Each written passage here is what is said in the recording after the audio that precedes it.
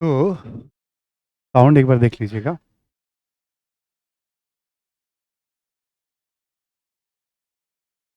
हम लोग इस समय आधुनिक भारत में,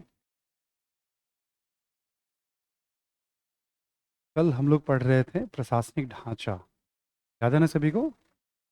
प्रशासनिक ढांचा में हमने आपको सिविल सेवा, सेना और पुलिस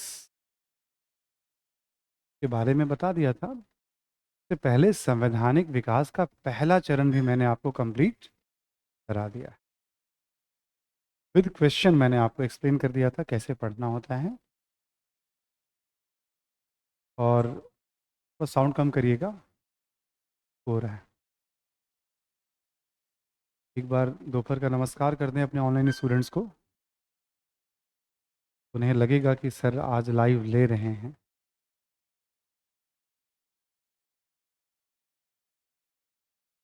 राधे राधे। ने लिखा है गुड आफ्टरनून उनका गौन। ठीक है। मोहम्मद शहजाद है, तुम अभी क्लास में? Good afternoon Mohammad Shahzad. जय श्री कृष्णा, राधे राधे। अस्सलाम वालेकुम। वालेकुम अस्सलाम। समोसा इसमें कहाँ से आ गया? चलिए हम लोग आगे बढ़ते हैं, है ना। तो अभी हम लोग क्या बात करेंगे, पीछे जब हमने बात की थी आपसे कल सिविल सेवा, सेना और पुलिस। साउंड बताइएगा ठीक है या गूंज रहा है अभी भी? इको कर रहे हैं ना? थोड़ा और कम करिएगा।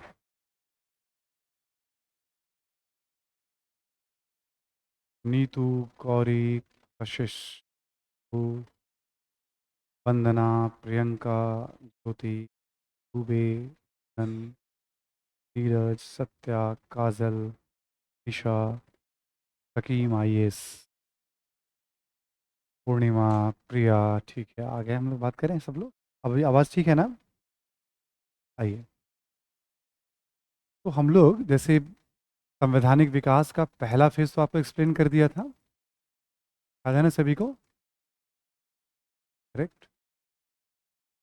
फर्स्ट फेज करा दिया था। इसके बाद हम लोगों ने कल सिविल सेवा, सेना और पुलिस के बारे में भी आपको ब्रीफिंग कर दी थी। कल मैंने आपको कैसे पढ़ा जाता है एक पूरा आइडिया मैंने आपको दे दिया था।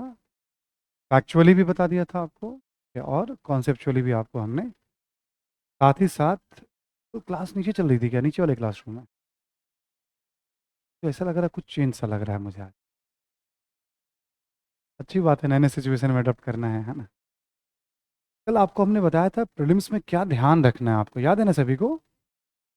ऑब्जेक्टिव की प्रक्रिया तभी पूरी होगी जब वैसे काम करेंगे आप। हर टॉपिक की महत्वपूर्ण बातें बता देते हैं। बुरे से बुरे हालत में 40% और बहुत अच्छा हालत होगा तो 80% आपको मिल जाएंगे। 70-80% आप कर पाएँ उसके लिए बहुत ज़रूरी है कि उस प्रक्रिया को आप पूरी बुरे हालत में क्यों जाएं हम। और हमने कल ये भी समझाया था लास्ट में, आपको याद होगा, इस प्रोसेस को धीरे धीरे आगे बढ़ाना है। जहाँ जहाँ कंप्लीट हो गया है, तब स्टूडेंट्स का अपना तरीका होता है पढ़ने का, उसको अपना विजन बनाना पड़ेगा। ज्योग्राफी पॉलिटी में कैसे काम करें हम, कवर करें, आप आगे बढ़ें। और एक कॉपी एक्स्ट्रा रखते हैं, क्लास नोट्स रखते हैं, जब जब नई जानकारी हो उसमें ऐड ऑन करते हैं। चीज़ें कंफर्टेबल होती हैं, बस केवल पढ़ने का रहना चाहिए डेडिकेशन एकदम, निरंतर पढ़ते पढ़ने का होना। उस मेथड पे कितने लोग, मतलब गिनती नहीं हो सकती है। इतने सालों में मेथड कोई नया नहीं है, क्योंकि मैंने खुद मेथड को अप्लाई किया था अपने एज ए स्टूडेंट। इतने लोगों ने एग्ज़ाम निकाला है, पीटी, फिर आगे मेंस, फिर सिलेक्शन, इंटरव्यू। ठीक है, तो आप सब भी उसको अप्लाई करिएगा उस मेथड को। इसी में एक हमें अलग से न्यायपालिका का अध्ययन करना है। ठीक है। जब हम न्यायपालिका की बात करेंगे, हम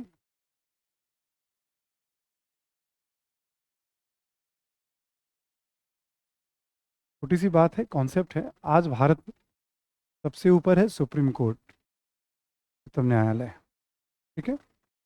इसके बाद लगभग हर एक प्रांत में या कुछ प्रांत को मिला करके हाई कोर्ट। सुप्रीम कोर्ट के नीचे क्या होता है, हर राज्य में देखें आप या कई राज्यों को मिलाकर उच्च न्यायालय है। इसके बाद हम क्या देखते हैं, डिस्ट्रिक्ट कोर्ट है। डिस्ट्रिक्ट कोर्ट में भी एक हायरकी होती है। ठीक। आप जो जिला न्यायाधीश होता है, फिर उससे नीचे होते हैं जुडिशियल मजिस्ट्रेट होते हैं। जब आप पॉलिटी पढ़ेंगे सर आपको बताएंगे सिस्टम भी कैसे इसको देखा जाता है। Supreme court, high court, district court. ध्यान रखने वाली बात यह है, जब हम पढ़ते हैं ये सारा सिस्टम जो आज चलता है हमारे यहाँ पे, इसका क्रमशः विकास जो हुआ ब्रिटिश काल में हुआ। तो न्यायपालिका जब अभी हम पढ़ेंगे हम, तो न्यायपालिका की कुछ सकारात्मक चीज़ें जो आज भी हम देख रहे हैं, उसमें एक होगा न्यायिक ढांचे का क्रमशः विकास। ठीक, आखिर इस रूप में कैसे आया? पहला पॉइंट मैं इसको एक्सप्लेन करके आपको लिखाऊंगा। फाइनली इस रूप में आ जाएगा न्यायपालिका, हमारा जो आज की न्यायपालिका है। टॉपिक ही हमारा कॉन्स्टिट्यूशनल एडमिनिस्ट्रेटिव डेवलपमेंट। निरंतर कुछ न कुछ परिवर्तन बदलाव उसमें होते रहा है ब्रिटिश काल। टॉपिक ही वही है हमारा। लगभग ये स्ट्रक्चर बन गया अंग्रेजों के समय। स्ट्रक्चर में कोई बदलाव नहीं आया है, नाम थोड़ा बदल गया है, कुछ कुछ चीज़ें बदल, स्ट्रक्चर वही चल रहा है भारत में। ठीक है। दूसरा, जब हम न्यायपालिका पढ़ेंगे तो हम देखेंगे कि अंग्रेजों ने जब भारत को जीतना शुरू किया तो आपने देखा ही बंगाल में उच्चतम न्यायालय लाया गया, उसमें ब्रिटिश कानून भी चलते थे, भारतीय कानून का भी प्रावधान किया गया। ओवरऑल पूरे भारत में देखेंगे आप, कुछ हिस्सों को छोड़ दें आप, तो ज़्यादातर जगहों पे मतलब 50-60% क्षेत्रों में इस्लामी कानून ही भारत में चल रहा था। क्रिमिनल मैटर में इस्लामिक कानून। इस्लामिक कानून में क्या था, जैसे किसी ने हाथ तोड़ दिया, सज़ा में उसका हाथ तोड़ दिया जाएगा। किसी ने हत्या कर दी तो सज़ा में उसकी हत्या कर दी जाएगी। किसी ने आँख फोड़ दिया तो उसका भी आँख, ठीक है, फोड़ दिया जाएगा।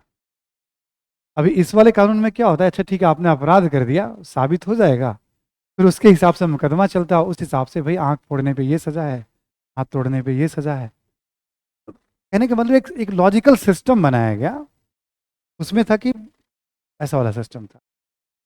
दीवानी मैटर में क्या होता था, पूरे देश की बात करें हम लोग, दीवानी मैटर में धर्म तय करती थी उस धर्म में किस तरह की व्यवस्था है। दीवानी मैटर का मतलब संपत्ति का बंटवारा हो, जमीन का बंटवारा हो, या मकान का बंटवारा हो, ठीक है, या कुछ और पुश्तैनी संपत्ति को लेकर के विवाद हो, या कोई पारिवारिक विवाद हो, पति पत्नी का विवाद हो, उत्तराधिकार को लेकर के कोई विवाद हो, ठीक है, सक्सेसर को लेकर कोई विवाद हो, ये सब दीवानी मैटर कहलाते हैं, सिविल मैटर कहलाते हैं।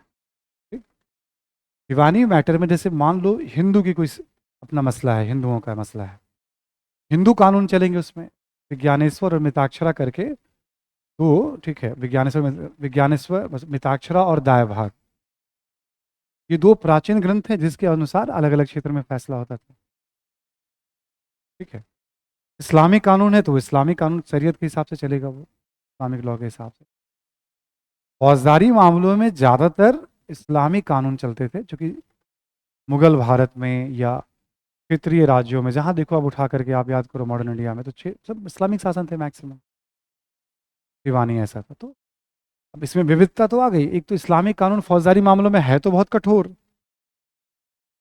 तो आप देखो 1800 के बाद यूरोप की बात करें, पश्चिम यूरोप की बात करें हम, पश्चिम यूरोप धीरे धीरे बहुत बदलाव, आधुनिक सोच वाला यूरोप होता जा रहा है।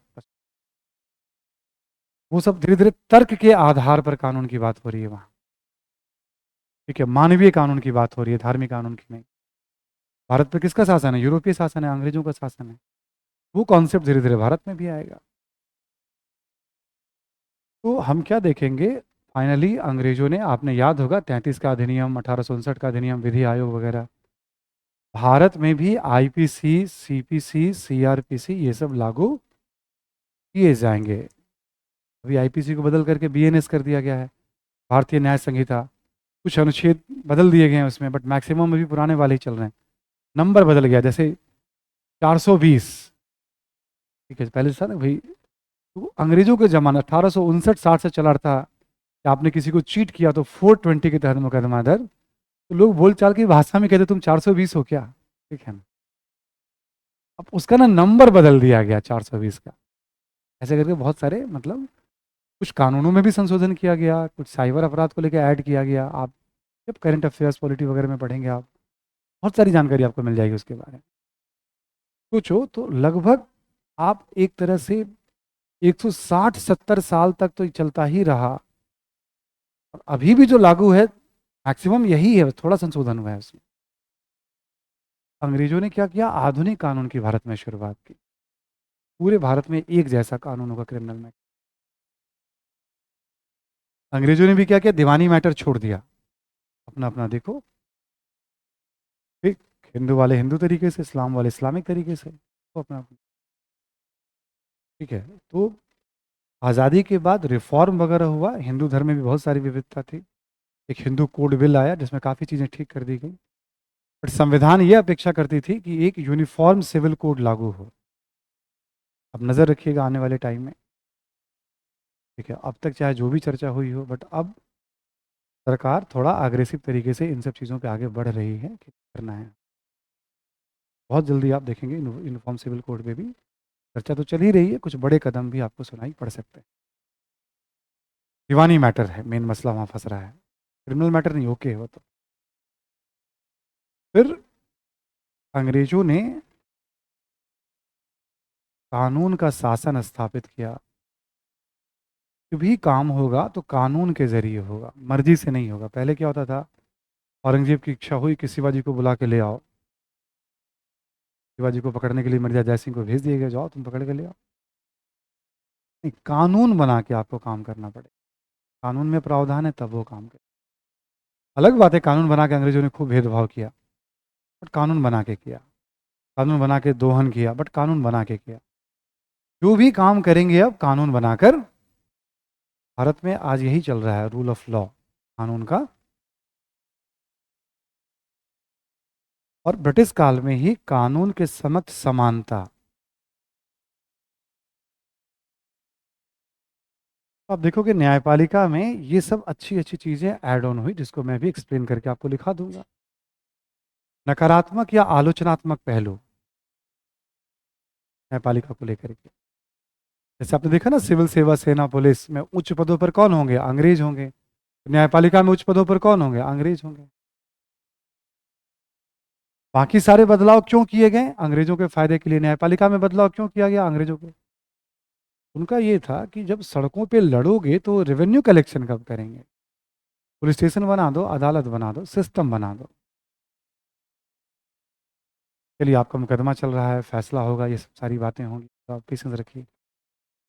सिस्टम से चलने की बात होने लगी है। अंग्रेजों ने पूरा सिस्टम बनाया है इसके लिए। क्यों, ताकि शोषण वो व्यवस्थित तरीके से, रोज कानून व्यवस्था की समस्या होगी, रोज दंगा फसाद होगा, तो फिर कमाएंगे क्या वो। सारा पैसा तो खर्च कर देंगे वो दंगा फसाद के दमन में, तो प्रॉफिट क्या होगा उनको। ये एक था, समझदारी उनके द्वारा दिखाई जा रही थी, है ना। तो आप देखेंगे, प्लस अब जो नया कानून होगा ना, आईपीसी वगैरह, हम सब जानते हैं कानूनी प्रक्रिया कितनी जटिल है। कानून को समझना, उसकी व्याख्या, वकील को हायर करना, तारीख पर तारीख, अदालत आना जाना,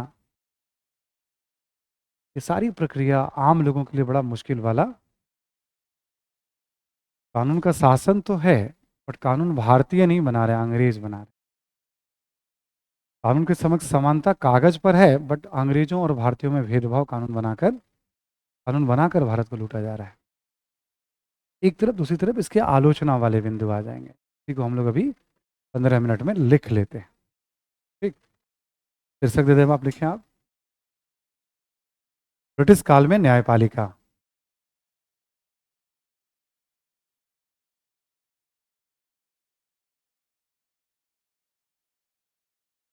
काल में न्यायपालिका,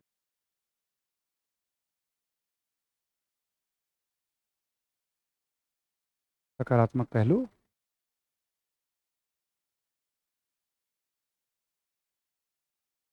सकारात्मक पहलू। पहला लिखें आप, क्रमशः न्यायिक ढांचे का विकास।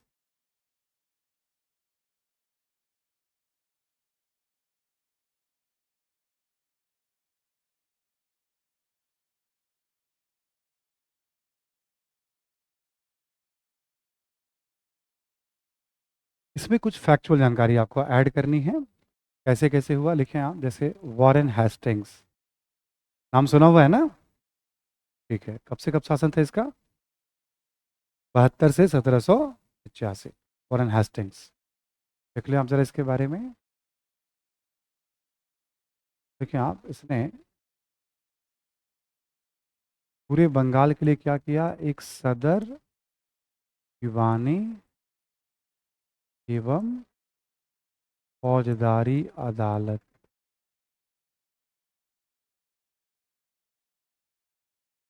का गठन।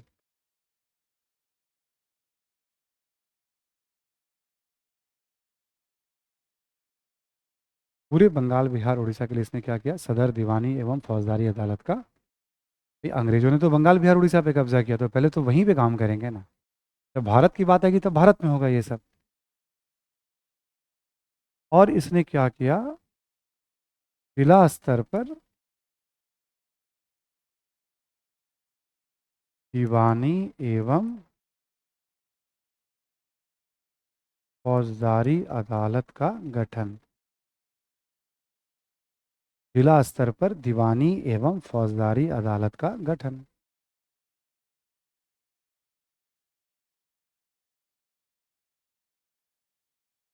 ठीक है, दीवानी एवं फौजदारी अदालत का गठन। शुरुआत इसके समय हो गया। इस सदर दीवानी, दीवानी का मतलब मैंने समझा दिया अभी आपको, फौजदारी का मतलब आपराधिक मामले। ठीक है, हाथ तोड़ना, आंख फोड़ना, हत्या करना, डकैती करना, ये सब क्रिमिनल मैटर हो गया आपका। ठीक, दीवानी मैटर मैंने बता दिया आपको अभी। न्यायालय में क्या होता है, संपत्ति, उत्तराधिकार, पारिवारिक, पति पत्नी, ये सब। ठीक है, जैसे मान लो मैटर जो विवाद चल रहा है, ये सब दीवानी मैटर होता है। पूरे बंगाल के लिए उसने एक अदालत बनाई, सर्वोच्च और डिस्ट्रिक्ट स्तर, जितने भी जिले थे ना बंगाल में, सब में भाई वहाँ मुकदमा लेके जाइए। Warren Hastings. अगला लिखिए आप, कॉर्नवालिस ने क्या किया।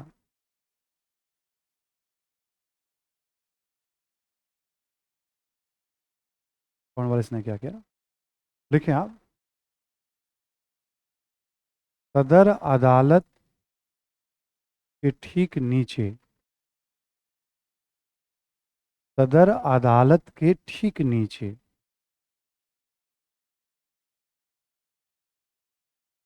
के ठीक नीचे, इससे ऊपर है ना, इसलिए मैं लिख पा रहा हूँ, सदर अदालत के ठीक नीचे दीवानी मामलों के लिए प्रांतीय न्यायालय,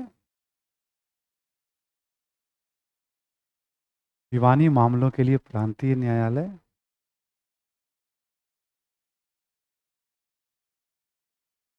प्रांतीय न्यायालय, और फौजदारी मामलों के लिए, फौजदारी मामलों के लिए, फौजदारी मामलों के लिए सर्किट न्यायालय का गठन किया। सर्किट न्यायालय, कोर्ट ऑफ सर्किट।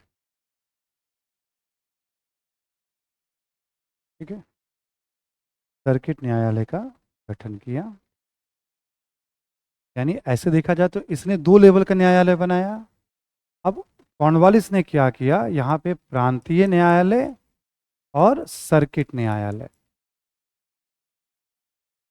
ये क्रम क्यों बनाया जाता है, जैसे नीचे की अदालत से आप संतुष्ट नहीं है तो ऊपर वाले में अपील करिए, उससे संतुष्ट नहीं तो उससे ऊपर वाले में अपील करिए। तो अलग अलग उससे क्या होता है कि कहीं ना कहीं आपको न्याय मिल जाएगा, ये सोचा जाता है। ठीक है, तो इस बीच में तो ये वाला पॉइंट मैंने लिखा है, आपने एक ऐड ऑन कर दिया। अगला पॉइंट लिखें आप, कॉर्नवालिस से लिख रहे हैं हम लोग। जिला दीवानी अदालत, कॉर्नवालिस में ही चल रहा है, जिला दीवानी अदालत,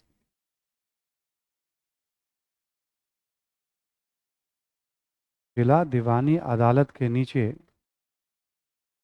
रजिस्ट्रार,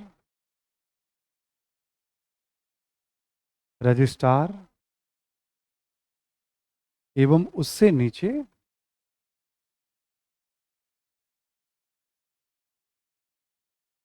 मुंसिफ की अदालत, मुंसिफ की अदालत का गठन किया गया।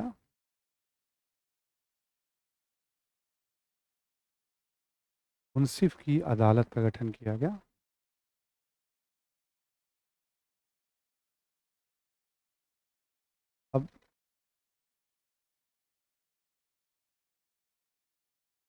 कॉर्नवालिस ने यहाँ तो ये खत्म कर दिया, इसके नीचे क्या किया उसने, रजिस्ट्रार की अदालत, इसके उसने क्या किया, मुंसिफ। छोटा विवाद यहाँ, उससे बड़ा विवाद यहाँ, उससे बड़ा विवाद यहाँ, उससे बड़ा विवाद यहाँ, फिर यहाँ। ये पूरी एक हायरार्की बनाई है। अभी सब इवॉल्व हो रहा है। बस नीचे वाले लेवल पे क्या होगा, भारतीयों को यहाँ पे न्याय मजिस्ट्रेट बनाया जाएगा, न्यायाधीश बनाया जाएगा। इससे ऊपर हर लेवल पे अंग्रेज होंगे, फैसला करेंगे। सबसे नीचे वाले लेवल पे केवल भारतीयों को, बाकी सब जगह भारतीय होंगे मदद करने के लिए, बट मेन न्यायाधीश होंगे अंग्रेज। आप सब कहते थे ना, जितने हायर पोस्ट अंग्रेजों के पास होना चाहिए, क्लियर कट था उसका फंड। तो इसने क्या किया, न्याय देखोगे आप, ये और ये अदालत, कॉर्नवालिस के समय क्या क्या हो रहा है। अगला पॉइंट लिखें, देखें, कलेक्टर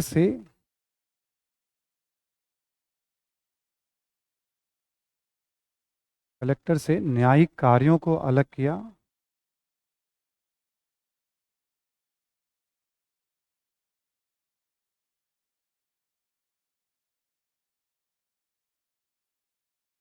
ब्रैकेट में लिख लें आप, शक्ति पृथक्करण, शक्ति पृथक्करण। ठीक, कल समझा दिया था मैंने आपको। कलेक्टर खुद न्यायाधीश भी है। यदि लोगों को कंप्लेन करना होगा, जैसे मान लो मैं ही कलेक्टर हूँ और मैं ही न्यायाधीश हूँ, मेरे किसी काम से आप असंतुष्ट हैं रेवेन्यू कलेक्शन से, आपको कंप्लेन करना है, तो आप मेरे पास आएंगे, तो मैं अपने मामले में अपने अगेंस्ट निर्णय कैसे दूंगा। कहा जाता है प्राकृतिक न्याय का उल्लंघन। ठीक है, पॉलिटी में पढ़ेंगे, वायोलेशन ऑफ नेचुरल जस्टिस। तो उसने अलग किया कि नहीं, चेक एंड बैलेंस होना चाहिए। नेक्स्ट लिखें, फौजदारी मामलों में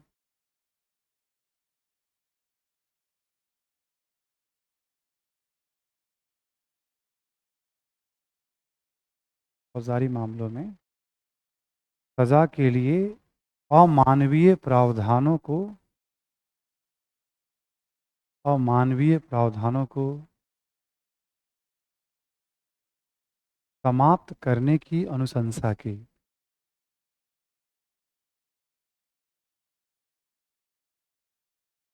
मानवीय प्रावधानों को समाप्त करने की अनुशंसा की।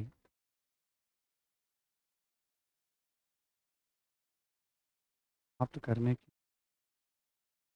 वही जो हमने बताया था आपको, आंख के बदले आंख और हाथ के बदले हाथ, है ना। इसने बोला ये ठीक नहीं है, इसने भेजा, आदेश बाद में आया ब्रिटेन के डायरेक्टर से, ठीक है चेंज करिए उसको।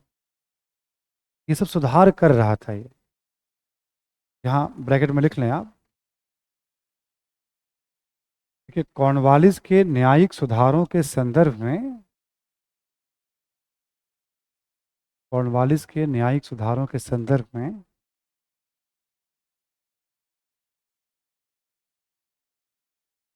सुधारों के संदर्भ में कॉर्नवालिस संहिता शब्द का भी प्रयोग किया जाता है। कॉर्नवालिस संहिता शब्द का भी प्रयोग।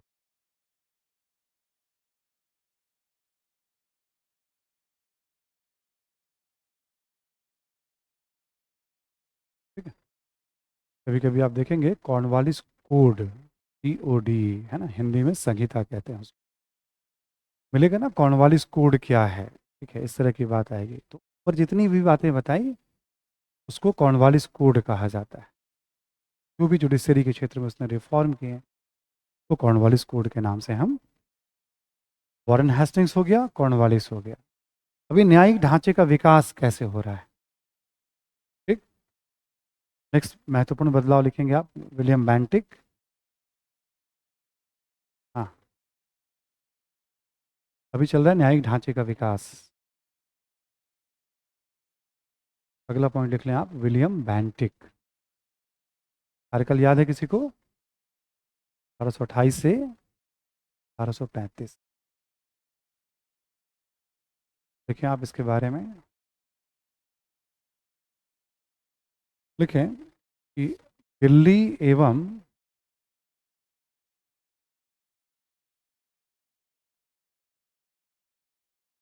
दिल्ली एवं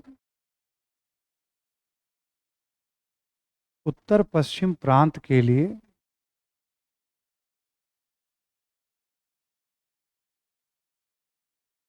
उत्तर पश्चिम प्रांत के लिए इलाहाबाद में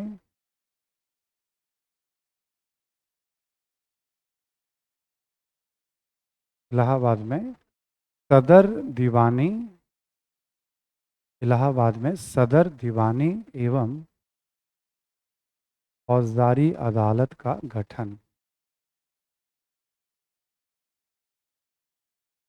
सदर दीवानी एवं फौजदारी अदालत का गठन।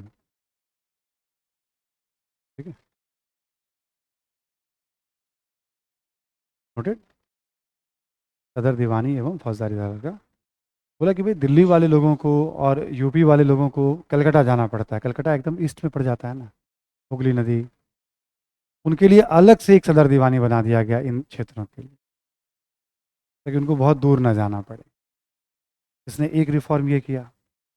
विलियम बेंटिक के बारे में अगला पॉइंट लिखें। लिखें कि न्यायिक प्रशासन में निचले स्तर पर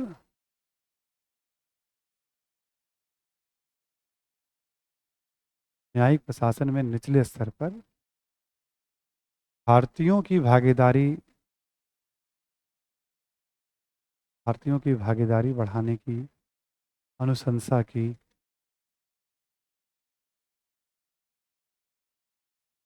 समर्थन किया, कर दीजिए आप, भारतीयों की भागीदारी बढ़ाने का समर्थन किया।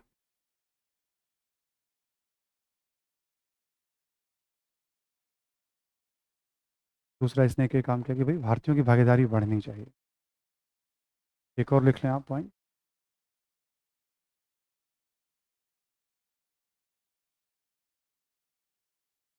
न्यायिक कार्रवाई में स्थानीय भाषा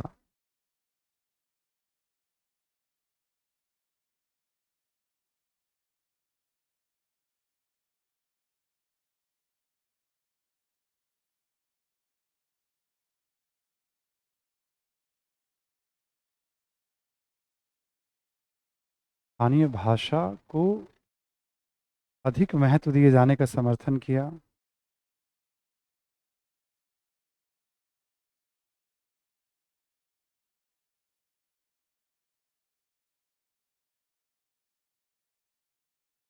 अधिक महत्व दिए जाने का समर्थन किया। कह रहा था कि न्यायिक कार्रवाई में स्थानीय भाषाओं को भी शामिल करिए आप, जो अब तक नहीं हो पाया है आज भी। तब वो कह रहा था विलियम बेंटिक, अभी भी कभी कभी हमारे न्यायाधीश कहते रहते हैं। ठीक, ये सब तीनों देखोगे तो पॉजिटिव लगेगा आपको, जैसे लगेगा अच्छा व्यक्ति है ये, कुछ भारतीयों की भागीदारी बढ़ाओ। थोड़ा उदार माना भी गया इसे विलियम बेंटिक को। हमने आपको क्या कहा था, तभी गवर्नर के ऊपर आप ऑटोमेटिक मोड में राइटिंग करवा दूंगा मैं आपसे। बस आप केवल जैसे जैसे मैं पढ़ाता हूँ वैसे वैसे आप पढ़ते जाइए। किसी भी गवर्नर पे आप ऑटोमेटिक मोड में राइटिंग करेंगे आप। ठीक, टाइम आ रहा है बहुत जल्दी में, सबका स्ट्रक्चर बना दूंगा मैं, कैसे लिखा जाता है पढ़ा जाता है। किसी भी तरह के प्रश्नों को आप हैंडल करेंगे उसमें। नेक्स्ट लिखिए आप इसी में एक और बेंटिक के बारे में। ठीक है, सर्किट सर्किट एवं प्रांतीय न्यायालय को समाप्त किया। सर्किट एवं प्रांतीय न्यायालय को समाप्त किया।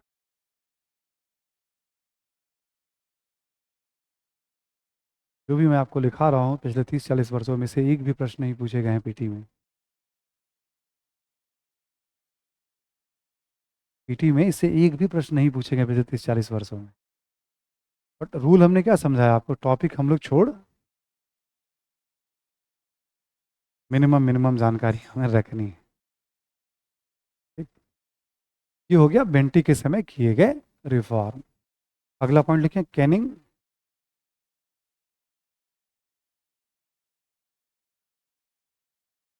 कैनिंग कैनिंग ही लिखिएगा, कनिंग नहीं। देखिए इसके बारे में 1861 में 1861 में इंडियन हाई कोर्ट एक्ट को लागू किया गया। 1861 में इंडियन हाई कोर्ट एक्ट, भारतीय उच्च न्यायालय अधिनियम को लागू किया गया। ठीक, देखिए इसके द्वारा इसके द्वारा कलकत्ता, बॉम्बे एवं मद्रास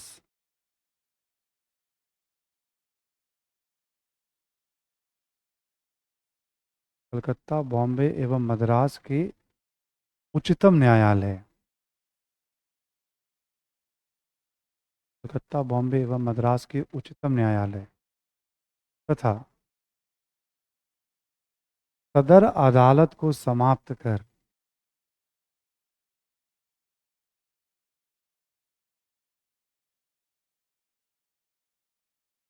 सदर अदालत को समाप्त कर। ठीक, सदर अदालत अभी हमने बताया, इसको समाप्त किया जाएगा।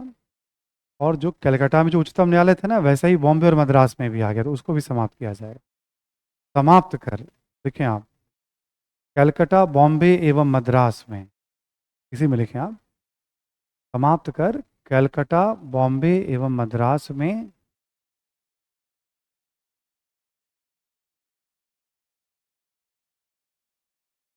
कलकत्ता, बॉम्बे एवं मद्रास में हाई कोर्ट का गठन किया गया।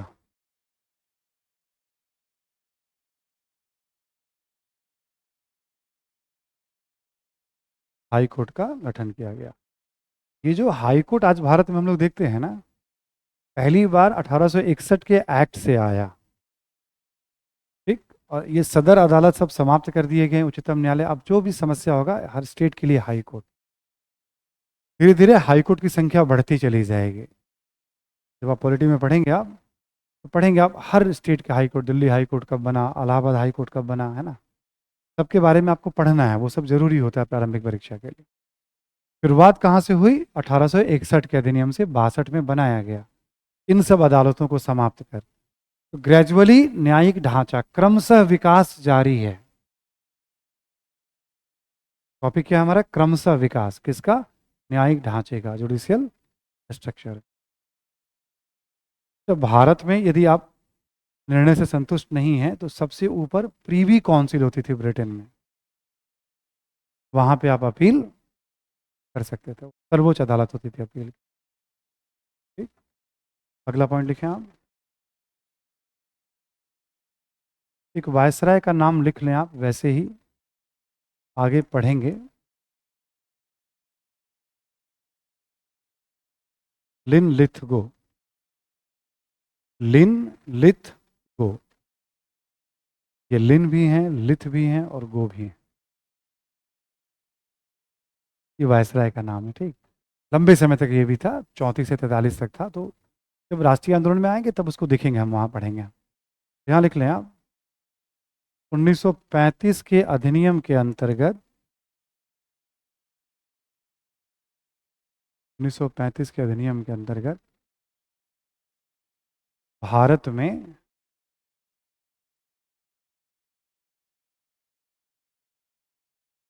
अधिनियम के अंतर्गत भारत में संघीय न्यायालय के गठन का प्रावधान, संघीय न्यायालय फेडरल कोर्ट के गठन का प्रावधान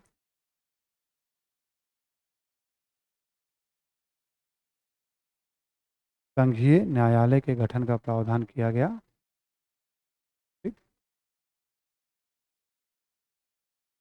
देखेंगे आप, स्वतंत्रता के पश्चात इसे ही उच्चतम न्यायालय कहा गया, सुप्रीम कोर्ट।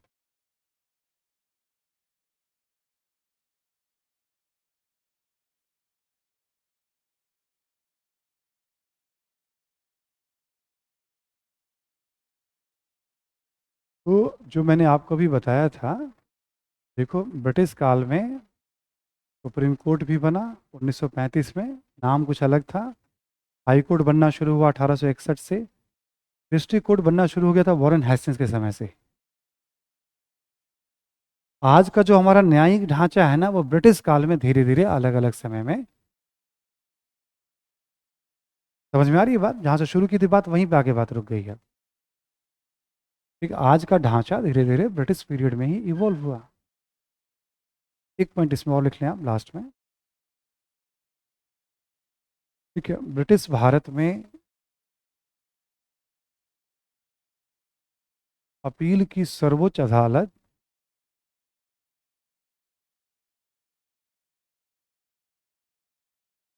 अपील की सर्वोच्च अदालत प्रीवी काउंसिल होती थी। प्रीवी काउंसिल, ये नाम सुन चुके हैं पहले भी आप? प्रीवी काउंसिल होती,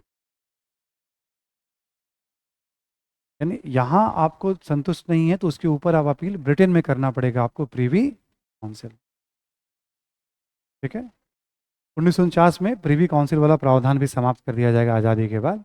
अभी क्या होता है, किसी भी अदालत के अगेंस्ट में आपको अपील करना हो, जैसे डिस्ट्रिक्ट कोर्ट तो हाई कोर्ट जाइए, हाई कोर्ट तो सुप्रीम कोर्ट जाइए, मूल अधिकार का उल्लंघन होता है तो सीधे आप हाई कोर्ट और सुप्रीम कोर्ट जाइए। आज का सिचुएशन ये है। फंडामेंटल राइट जब आप पढ़ेंगे समझेंगे, जो हमारे अधिकार हैं एक नागरिक, उल्लंघन हो की स्थिति में हम सीधे हाई कोर्ट और सुप्रीम कोर्ट। संतुष्ट नहीं है तो हमें कहीं बाहर नहीं जाना, हमें ऊपर वहीं अपील करनी है। ठीक है, अब ये सिस्टम होता है, हमें यहीं अपील करनी है, बाहर जाने की जरूरत में। हम उपनिवेश थे ना, तो अंतिम अदालत वहां पे भी ब्रिटेन में। ये पहला पॉइंट जो मैंने बताना शुरू किया आपको, क्रमशः न्यायिक ढांचे का विकास। ठीक, वॉरेन हेस्टिंग्स के काल में क्या हुआ, कॉर्नवालिस के समय क्या हुआ, विलियम बेंटिक के समय क्या हुआ, कैनिंग के समय क्या हुआ, लिथगो के समय क्या हुआ। ठीक है, पूरा एक क्रम से आपको, फाइनली आज का हमारा न्यायिक ढांचा बन गया। अब आते हैं हम आधुनिक कानून, अगला पॉइंट देखिए आप जरा, आधुनिक कानून।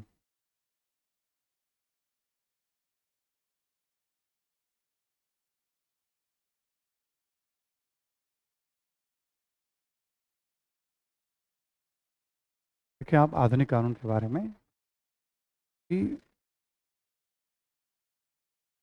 1859 है ना, 1859 60 तक, या 59 60 में कर दीजिएगा, 1859 60 में भारत में आईपीसी, आईपीसी, सीआरपीसी एवं टीपीसी को लागू किया गया।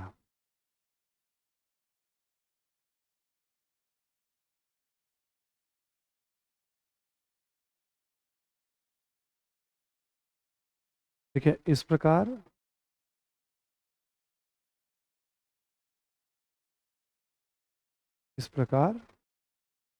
भारत का विधिक एकीकरण हुआ, विधिक लीगल एकीकरण हुआ। इस प्रकार भारत का विधिक एकीकरण हुआ। ठीक है, लीगल यूनिफिकेशन हुआ, भारत का विधिक एकीकरण हुआ, तथा आधुनिक कानूनों के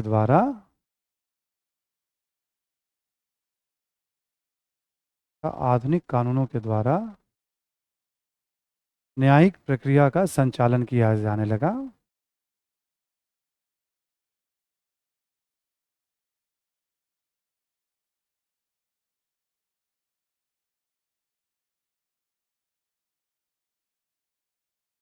एक पॉइंट और लिख लें आप, दीवानी मामलों में, दीवानी मामलों में धार्मिक कानूनों का महत्व बना रहा।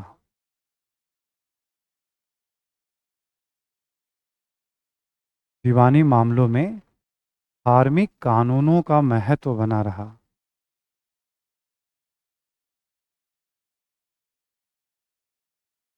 ठीक है, धार्मिक कानूनों का महत्व, ये चेंज आ गया अंग्रेजों के समय, आज भी ये चल रहा है हमारे देश में।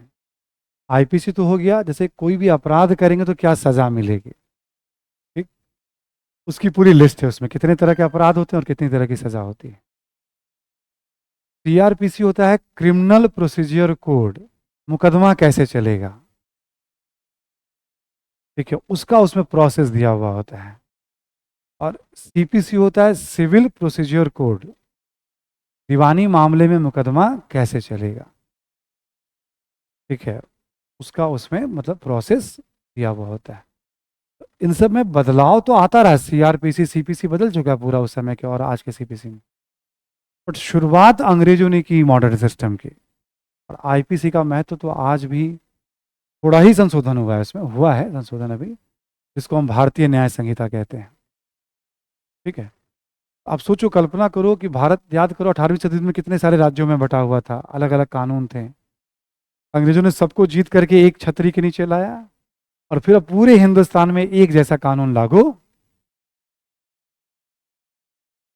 एक राष्ट्र के रूप में स्थापित करने का श्रेय अंग्रेजों को भी जाता है, भारत के लोगों को तो है ही। सोचो ना, अंग्रेजों ने पूरे भारत को जीत लिया, पूरे देश में एक जैसी सिविल सेवा, पूरे देश के लिए एक सेना, पूरे देश के लिए एक जैसा पुलिस प्रशासन, पूरे देश के लिए एक जैसी न्यायपालिका, एक जैसे कानून, योग्यता के आधार पर नियुक्ति, प्रमोशन, ट्रांसफर। आपसे कहा जाए अंग्रेजों ने भारत का राजनीतिक एकीकरण किया। हर बात को अलग अलग नहीं पढ़ना होता है, बल्कि जो हम पढ़ रहे हैं बस उसको समझना होता है, हम पढ़ कैसे रहे हैं उसको, बस। ऐसा नहीं कि नोट्स बनाना है फिर याद करना है हर बात, पढ़ना टॉपिक ही है, बस सुनते रहना है क्या कह रहे हैं उसको कैसे कह रहे हैं। आज भी क्या है, भारत में एक जैसा कानून, एक जैसी सिविल सेवा, एक जैसा, आप कहीं भी नौकरी कर सकते हैं, पुलिस प्रशासन, प्रमोशन, ट्रांसफर, हटाने का, सब एक जैसा रूल बना हुआ है, सब कुछ कानून के माध्यम से चल रहा है आज भी। समझ में आ रही है बात ना, सब कुछ आज भी ऐसे चल रहा है, ठीक? जब मैं आपको पढ़ाऊंगा, लास्ट में एंड करूंगा, या पोस्ट इंडिपेंडेंस की पहली क्लास होगी ब्रिटिश विरासत, इन सारी बातों को पॉइंट्स के रूप में आपके सामने लेकर, आज़ादी के बाद कौन कौन सी चीज़ें जो अंग्रेजों की बनाई हुई हैं आज भी भारत में चल रही है, और अंग्रेजों के द्वारा दी गई कौन कौन सी समस्याएं आज भी भारत में, सकारात्मक विरासत भी देखेंगे हम और नकारात्मक भी देखेंगे हम। अंग्रेजों ने ही शुरू किया था भारतीयों को बांटो और राज करो। हमारे नेता भी चुनाव जीतने के लिए,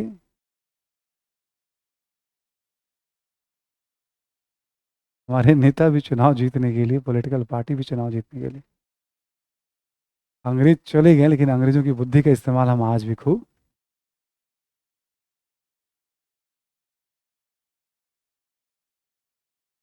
अंग्रेजों ने हमारे दिमाग में बैठा दिया कि अंग्रेजी शासन करने वालों की भाषा है, श्रेष्ठ भाषा है।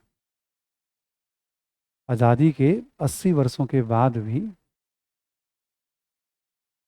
भारतीय जनमानस के एक बड़े वर्ग के दिमाग में बैठा हुआ है, अंग्रेजी शासन करने वालों की भाषा है और ये श्रेष्ठ भाषा।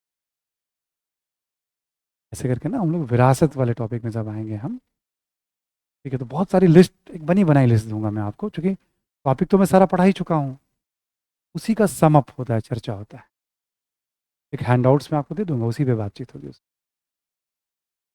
इसमें भी राष्ट्रीय आंदोलन में कई बार हम हैंडआउट्स वगैरह का यूज करेंगे, बहुत सारे फैक्चुअल चीज़ों में हैंडआउट्स का यूज़ करते हैं, बहुत सारी चीज़ों में हम लोग यूज़ करेंगे, ठीक है, यहाँ पे भी हैंडआउट्स यूज़ करते हैं मॉडर्न इंडिया में, हर क्लास में यूज़, ठीक है।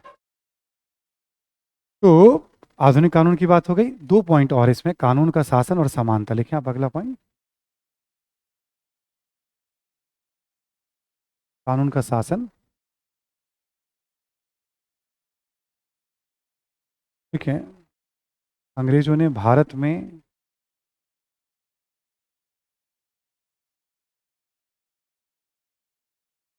ब्रैकेट में लिख लेंगे आप, न्यायिक क्षेत्र में भी,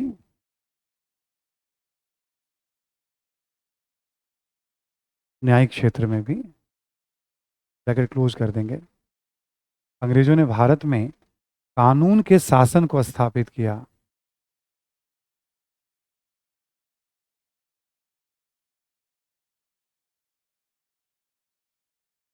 कानून के शासन को स्थापित किया। अर्थात अर्थात शासन का संचालन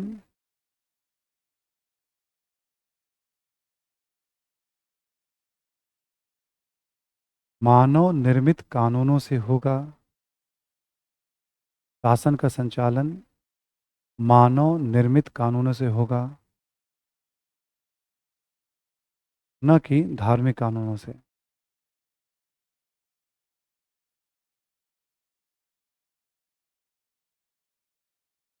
ठीक? ये सब कानून ना तर्क पे आधारित होते थे।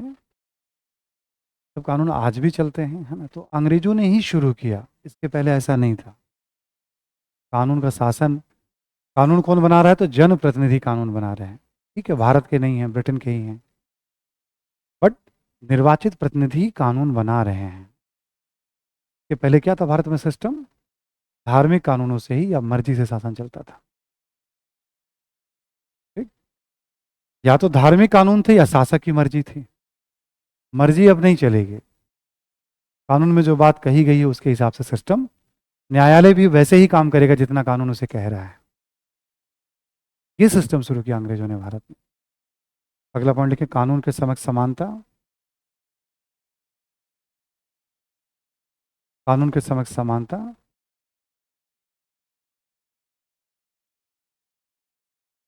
समानता। देखिए, ब्रिटिश काल में यह अवधारणा भी स्थापित हुई।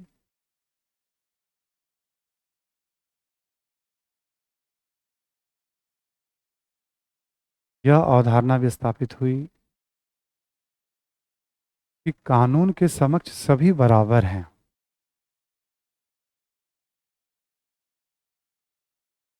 यह अवधारणा भी स्थापित हुई कि कानून के समक्ष सभी बराबर हैं।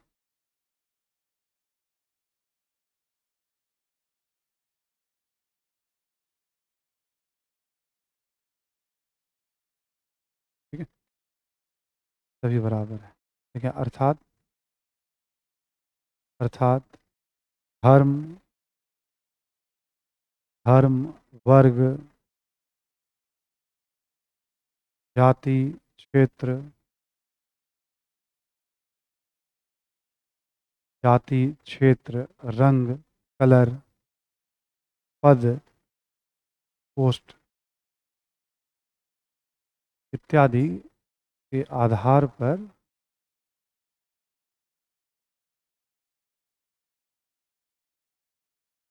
भेदभाव नहीं किया जाएगा।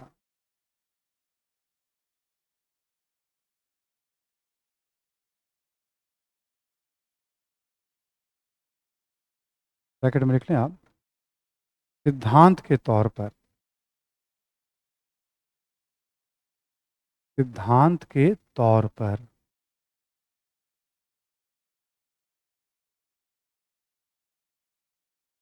कागज पे था कि भेदभाव, भेदभाव तो होता ही था कानून बना करके अंग्रेजों और भारतीयों में।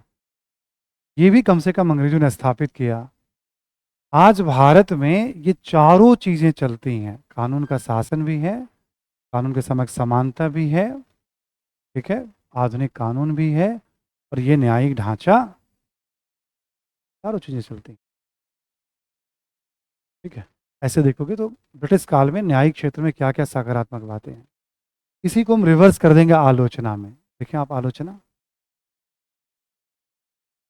न्यायिक ढांचे की आलोचना या न्यायपालिका की आलोचना।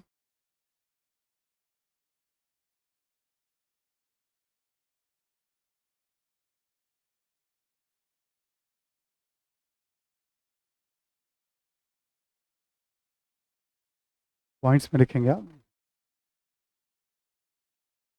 आलोचना में पॉइंट्स में लिखिएगा। पहले लिखेंगे आप कि प्रशासन के अन्य क्षेत्रों की तरह, प्रशासन के अन्य क्षेत्रों की तरह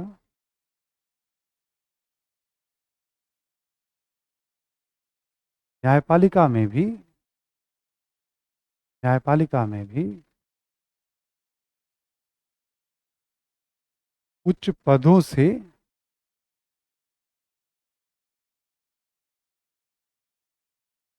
उच्च पदों से भारतीयों को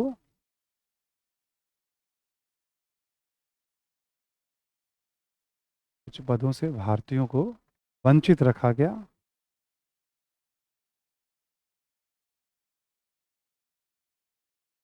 वंचित रखा गया कि हायर पोस्ट पे भारतीय को नहीं जाने देना है।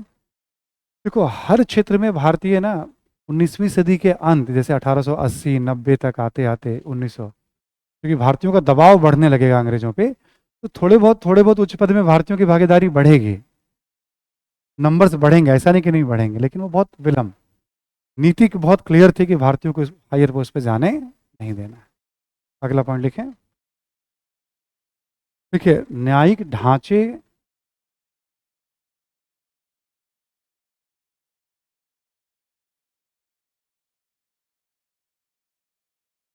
के विकास का भी मुख्य उद्देश्य था।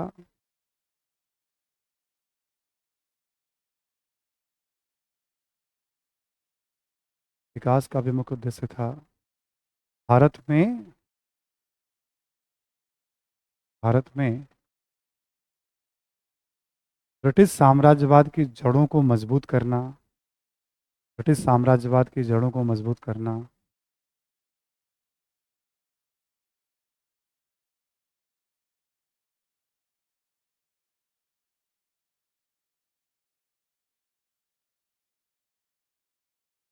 मजबूत करना जैसे विवादों का शांतिपूर्ण तरीके से समाधान हो।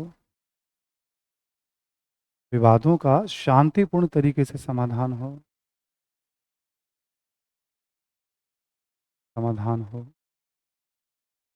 कौमा राजस्व संग्रह सुचारू तौर पर चलता रहे, जारी रहे। राजस्व संग्रह सुचारू तौर पर जारी रहे। चारू यानी स्मूथ, चारू तौर पर जारी रहे। सिविल सेवा सेना पुलिस का मकसद क्या था? उनका अपना मकसद था। तो न्यायपालिका का मकसद क्या? उनका अपना मकसद है। कि अब हर बात बात पे लोग लड़ते रहेंगे तो फिर तो बड़ी समस्या होगी ना। ऐसा सिस्टम बना दो कि बस लड़ाई ना हो, कम हो, तो रेवेन्यू कलेक्शन बेहतर होगा। कोई भी समस्या आ जाइए कोर्ट में, आप कोर्ट में फीस जमा करिए, उसमें टैक्स जो शुल्क है वो भी सरकार के पास जाएगी, न्यायाधीश से वेतन भी उन्हीं को जा रहा है। मतलब इतने लेवल पे पैसा कलेक्ट करेंगे कि आप कंफ्यूज हो जाएंगे हम लोग, ठीक है ना। इतने लेवल पे पैसा कलेक्ट किया जाएगा, कंफ्यूजन हो जाता है। बस देखो, लेती तो पैसा अपनी सरकार भी है। आजकल एक पॉपकॉर्न पे चल रहा है कि पॉपकॉर्न तो एक ही है बट उसमें कितने तरह के टैक्स लिए जा, लेकिन वो पैसा सब खर्च अपने देश में होता है, सुरक्षा में या लोगों को राहत देने में या कल्याण में या प्रशासन में, ठीक है। पैसा कम नहीं लेती है अपनी सरकार भी, ठीक है, बट वो सारा खर्च अपने ही देश में गरीबों से नहीं लिया जाता है, कम लिया जाता है, लिया तो जाता है अप्रत्यक्ष तौर, प्रत्यक्ष नहीं लिया जाता है गरीब। ये सब राहत है।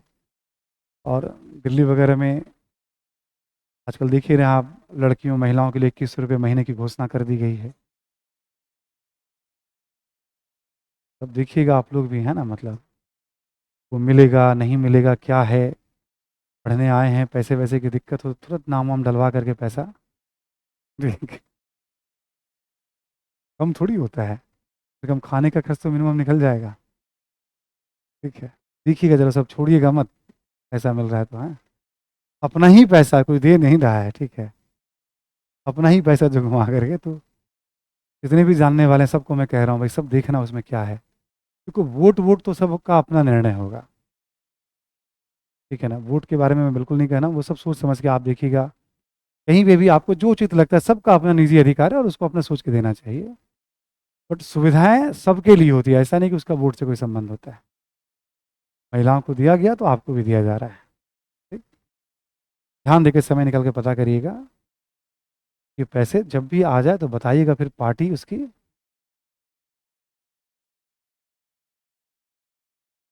बच्चे सोच रहे हैं कि हम लोग का क्या होगा, 2100 हम लोग को मिल जाता तो मूंगफली तो कम से कम खाते रोज।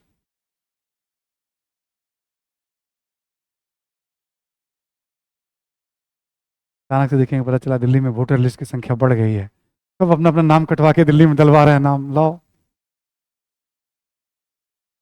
और कुछ नहीं तो कम से कम 25,000 रुपये तो मिलेंगे साल के। 25,200 कम थोड़ी होता है। तो घर से किसी का ला के नाम कटवा के लगाओ ना यहाँ पे तो। इसलिए तो मैं बता रहा हूँ, तुरंत वोटर लिस्ट में यहाँ नाम डलवाओ।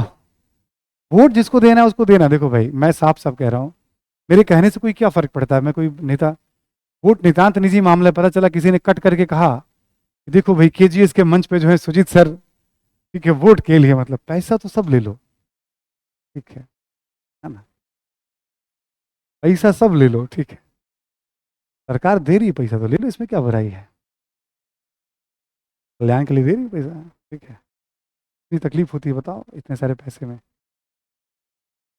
ऐसा ही छात्रों के लिए की स्कीम आ जाए, जितने पढ़ने वाले छात्र हैं उनको भी जो है धीरे धीरे देखेंगे आप, 10-5% लोग बचेंगे जो टैक्स दे रहे हैं, ठीक है, बाकी सबके लिए कोई ना कोई स्कीम, ठीक है। झारखंड में कितना मिल रहा है? तो वहीं पे सब नाम कट लगवाओ, हो गया ना?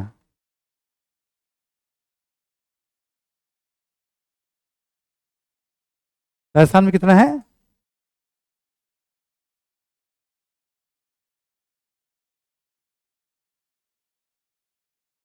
नहीं, वो तो मैं कह रहा हूँ, वोट जिसको देना है उससे कोई दिक्कत नहीं, वोट आप दीजिए जिसको देना है, वो तो आपका निजी मसला है, बट पैसा लीजिए। बस मैं ये कह रहा हूँ, पैसे लीजिए जरूर, आपके परिवार में चूकिएगा, क्यों चूकना है? जहां जहां जो स्कीम है वहां डलवा दीजिए नाम, ठीक है। नहीं कहीं समझ में आ रहा तो झारखंड ले जाकर, जैसे बताइए नहीं, झारखंड में मिल रहा है। हाँ, मैया सम्मान योजना, यस। तो हम लोग अभी क्या देख रहे हैं? हम लोग आलोचना की बात कर रहे हैं कि न्यायिक ढांचे का भी विकास इसलिए नहीं कि भारत का न्यायिक आधुनिकीकरण करना है, बल्कि इसलिए कि ऐसा सिस्टम बना, जैसे एक जैसे कानून से क्या होता है, व्यापार वगैरह में भी समस्या नहीं आती है, अलग अलग कानून में बड़ी समस्या आती है उसमें, ताकि सहूलियत हो। नेक्स्ट पॉइंट लिखें आप।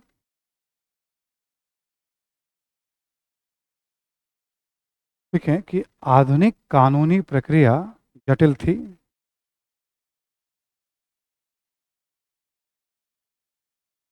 आधुनिक कानूनी प्रक्रिया जटिल थी, अधिक समय लगते थे,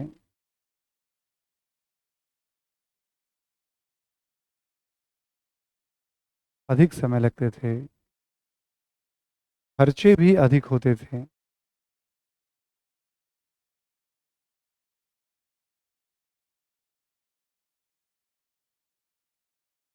और कानूनों की समझ भी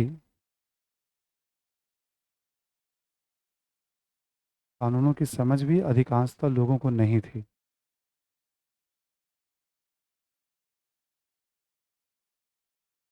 कानूनों की समझ भी अधिकांशतः लोगों को नहीं थी।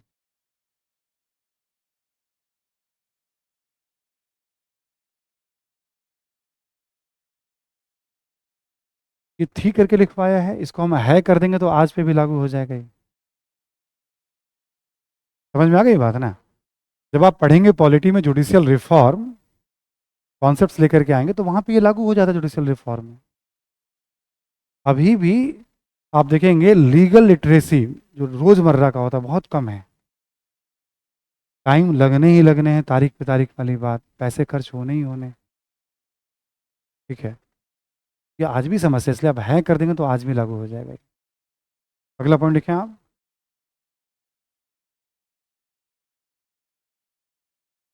ठीक है कि कई मामलों में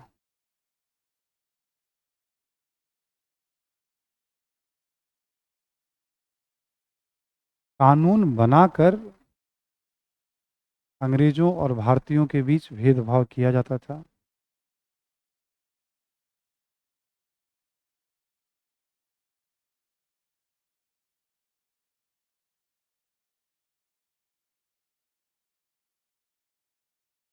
जैसे सिविल सेवा से संबंधित नियम,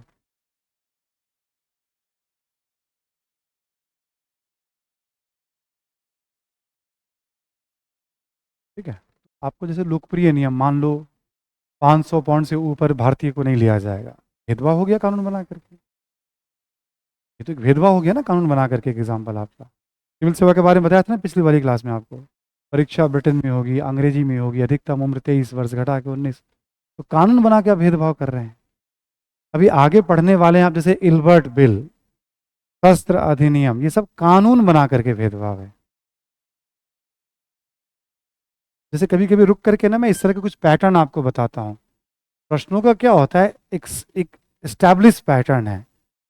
अक्सर एस्टैब्लिश परंपरा को यूपीएससी तोड़ के कुछ नए तरीके क्वेश्चन क्रिएट करती है। और नए तरीके का क्वेश्चन कुछ नहीं होता है, बस खाली समझना होता है। जैसे ब्रिटिश काल में कानून के समक्ष समानता का सिद्धांत तो लागू था, लेकिन इस सिद्धांत का एक महत्वपूर्ण अपवाद था अंग्रेजों और भारतीयों से संबंधित प्रावधान। उदाहरण बताएं। अब पूछोगे किस टॉपिक से इसका संबंध है, किसी टॉपिक से इसका संबंध नहीं है। एक नॉर्मल अंडरस्टैंडिंग की बात है, सवाल बन गया। समझ में आ रही बात। एक होता है एस्टैब्लिश पैटर्न पे क्वेश्चन पूछना, अच्छा ऐसे पढ़ते हैं आता है। एक होता है पैटर्न को तोड़ करके कॉमन सेंस पे आधारित सवालों को, उसका संबंध केवल समझने से है। समझ बन गई तो कभी भी लिख के आ जाएंगे आप। उदाहरण 4 है तो 6 भी हो जाएंगे, अभी और भी उदाहरण है, घट भी जाएंगे उदाहरण। समझ में आ जाना चाहिए कि डायरेक्शन क्या होता है इसका।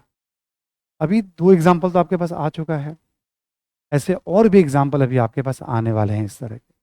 ठीक, अगला पॉइंट लिखें आप, और लिखें कि पैसे वालों के द्वारा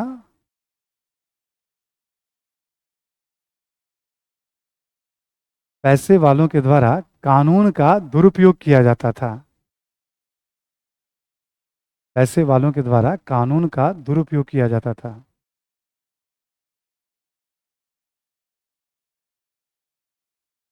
आपको बस है करना है आपको, ठीक है ना। समझ में आ रही बात। आपको है कर लेंगे तो बहुत सारी बातें आपको आज भी दिख जाएगी। जैसे आपने कहा समानता, ठीक, कागज पे समानता है, बट कानून बना के भेदभाव भी कर रहे हैं। प्लस पैसे वाला जब चाहे मिसयूज कर लेता है। सब कोई नहीं कर पाते हैं, हर व्यक्ति वैसा, कभी भी जनरलाइज मत करिएगा। आईएएस करप्ट होते हैं, कोई कह देगा 2 4 10 20 वैसे दिख जाएंगे आपको महा करप्ट, आपको जो पकड़े भी जाते हैं। देश चला रहे हैं लोग, अच्छे लोग ही मिलकर। राजनेता करप्ट, हर लोग ऐसे नहीं होते हैं। ठीक है, ठीक है, चुनाव उनाव में खर्चे होते हैं, बट ऐसा नहीं होता है कि एकदम मतलब करप्ट लोगों की भरमार पड़ी हुई है, सबसे ज़्यादा ईमानदार हम ही लोग हैं। हमेशा जनरलाइज मत करिएगा, कभी भी नहीं किसी भी चीज़ को। पुरुष ऐसे होते हैं, महिलाएं ऐसी होती हैं, किसी भी चीज़ को कभी भी जनरलाइज नहीं करना। हर तरह के अनुभव आपको समाज में दिखेंगे। आज सुबह से जो है, ठीक है, क्लास में बीच में जो नहीं डरावना सी आवाज़ आ रही है, डरावनी से एकदम बादल बादल के गरजने की, है ना। ठीक है, कोई भी बाधा है, काम जारी रहना चाहिए, है ना। अब जो आ गए क्लास में आ गए, वरना आज बारिश के कारण ही बहुत सारे बच्चे, मतलब पहले वाले बैच में भी और इस वाले बैच में भी नहीं आए हैं। ज़्यादा नहीं आए, मुझे लग रहा है कभी कभी तो 60 से 70% बच्चे आज अटेंडेंस नहीं है, ऑनलाइन देख रहे होंगे, है ना। ठीक है, तो आलोचना का ये बिंदु हो गया। बाकी और भी आलोचना है, बाकी लिखने की ज़रूरत नहीं है। एक पूरा उत्तर हो गया, जैसे आपसे आ जाएगा। अभी क्या करूँगा, शिक्षा पे ना, जैसे अभी मैं बात शुरू कर रहा हूँ शिक्षा पे, अब कल फिर एक राइटिंग पे बहुत अच्छी बात करने वाला हूँ मैं।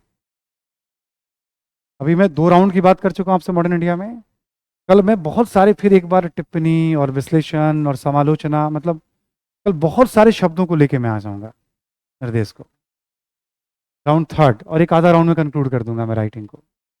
जब कंक्लूड करूंगा तो सब कुछ मैं बताऊंगा एक साथ, मैंने देखो आपको क्या क्या बताया राइटिंग के बारे में। ठीक, शिक्षा में शुरू करूंगा, जितना मैं बताऊंगा बाकी कल पूरा करके राइटिंग पे एक अच्छी बात करूंगा कल मैं आपसे, पुराने अनुभव को भी लेते हुए, ताकि हम राइटिंग के मेजर सेंस को हम समझ लें। तो सिंपल सर, इस न्यायपालिका पे भी सवाल कल उठा लूंगा, उठाना होगा तो मैं। सकारात्मक और आलोचनात्मक दोनों बिंदु आपके सामने। देखो ना, ब्रिटिश काल में न्यायिक ढांचे के विकास पर समालोचनात्मक परीक्षण करें, समालोचनात्मक टिप्पणी करें, मान लो दोनों लिख देना है। न्यायिक ढांचे के विकास को समझाएं, तो पहला वाला पॉइंट क्रमशः विकास उसको बता दीजिए आप। मतलब इसमें कुछ जाएगा नहीं, ठीक है। कोई भी सवाल होगा, स्ट्रक्चर ऐसा बना हुआ है कि आपका वो पकड़ रेंज में आ जाएगा, ठीक है। तो कल हम लोग डिस्कस करेंगे सब्जेक्टिव वाले एंगल पे, है ना। अभी आप लिखे, हाँ कल, अभी तो टॉपिक थोड़ा पढ़ते जाते हैं हम लोग। अगला टॉपिक लिखे आप। अब आपको याद होगा हम लोगों ने एक टॉपिक पढ़ा ब्रिटिश विस्तार, याद है ना सभी को। एक टॉपिक पढ़ा हमने अंग्रेजों की आर्थिक नीतियां, ये भी याद है सभी को। एक टॉपिक हमने पढ़ा अभी संवैधानिक विकास और प्रशासनिक ढांचे का विकास। ये हम क्या पढ़ रहे हैं, अभी तक हम पढ़ रहे हैं अंग्रेजों ने भारत में क्या क्या किया। ऐसे देखो तुम क्या पढ़ रहे हैं, अंग्रेजों ने भारत में क्या किया, यही पढ़ रहे हैं ना हम लोग। इसी के तहत एक और लास्ट है आपका, सामाजिक क्षेत्र में अंग्रेजों ने क्या किया। आर्थिक क्षेत्र में क्या किया, प्रशासनिक क्षेत्र में क्या किया, राजनीतिक क्षेत्र में, विस्तार के क्षेत्र में क्या किया, सामाजिक क्षेत्र में क्या किया। यहाँ दो पहलू आ जाते हैं, एक शिक्षा की बात होती है और एक चर्चा होती है समाज सुधार कानून।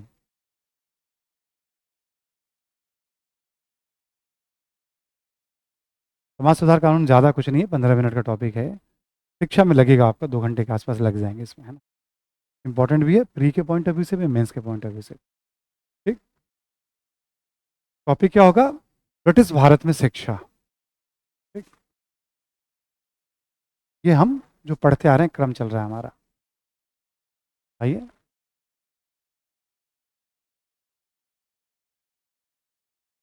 ब्रिटिश काल में शिक्षा,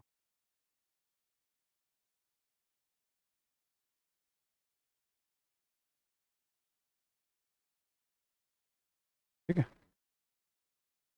ब्रिटिश काल में शिक्षा, एजुकेशन, एक सरकार ने क्या पहल किया, क्या किया।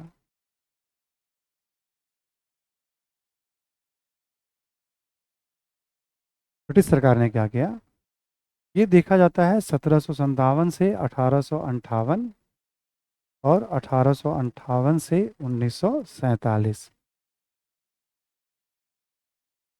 ठीक है। यानी पहले वाले फेज में क्या हुआ, कंपनी के काल में क्या किया गया,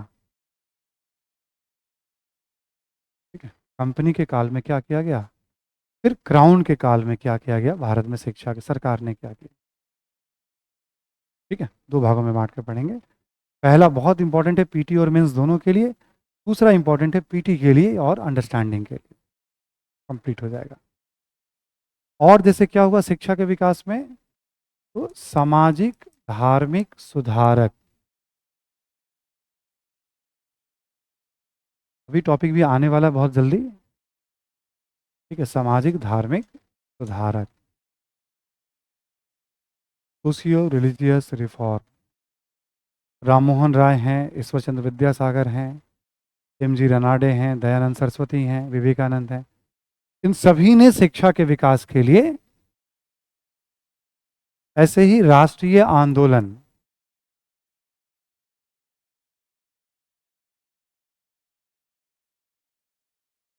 हम पढ़ेंगे भी आज़ादी की लड़ाई। जब जब संघर्ष चलेगा तो हम क्या करेंगे, शैक्षणिक संस्थाओं का बहिष्कार करेंगे। तो पढ़ेंगे हम आगे आज़ादी की लड़ाई। तो जब बहिष्कार करेंगे तो लोगों को विकल्प भी तो देना होगा ना हमें। तो फिर स्वदेशी संस्था की स्थापना भी, केवल सरकार ने ही विकास नहीं किया ब्रिटिश काल में, शिक्षा का विकास या आधुनिक शिक्षा का विकास तो केवल सरकार ने नहीं बल्कि सामाजिक सुधारकों ने भी किया, राष्ट्रीय आंदोलन के नेताओं ने भी किया है। ऐसे ही शिक्षा के विकास में ईसाई मिशनरियों की भी भूमिका रही है।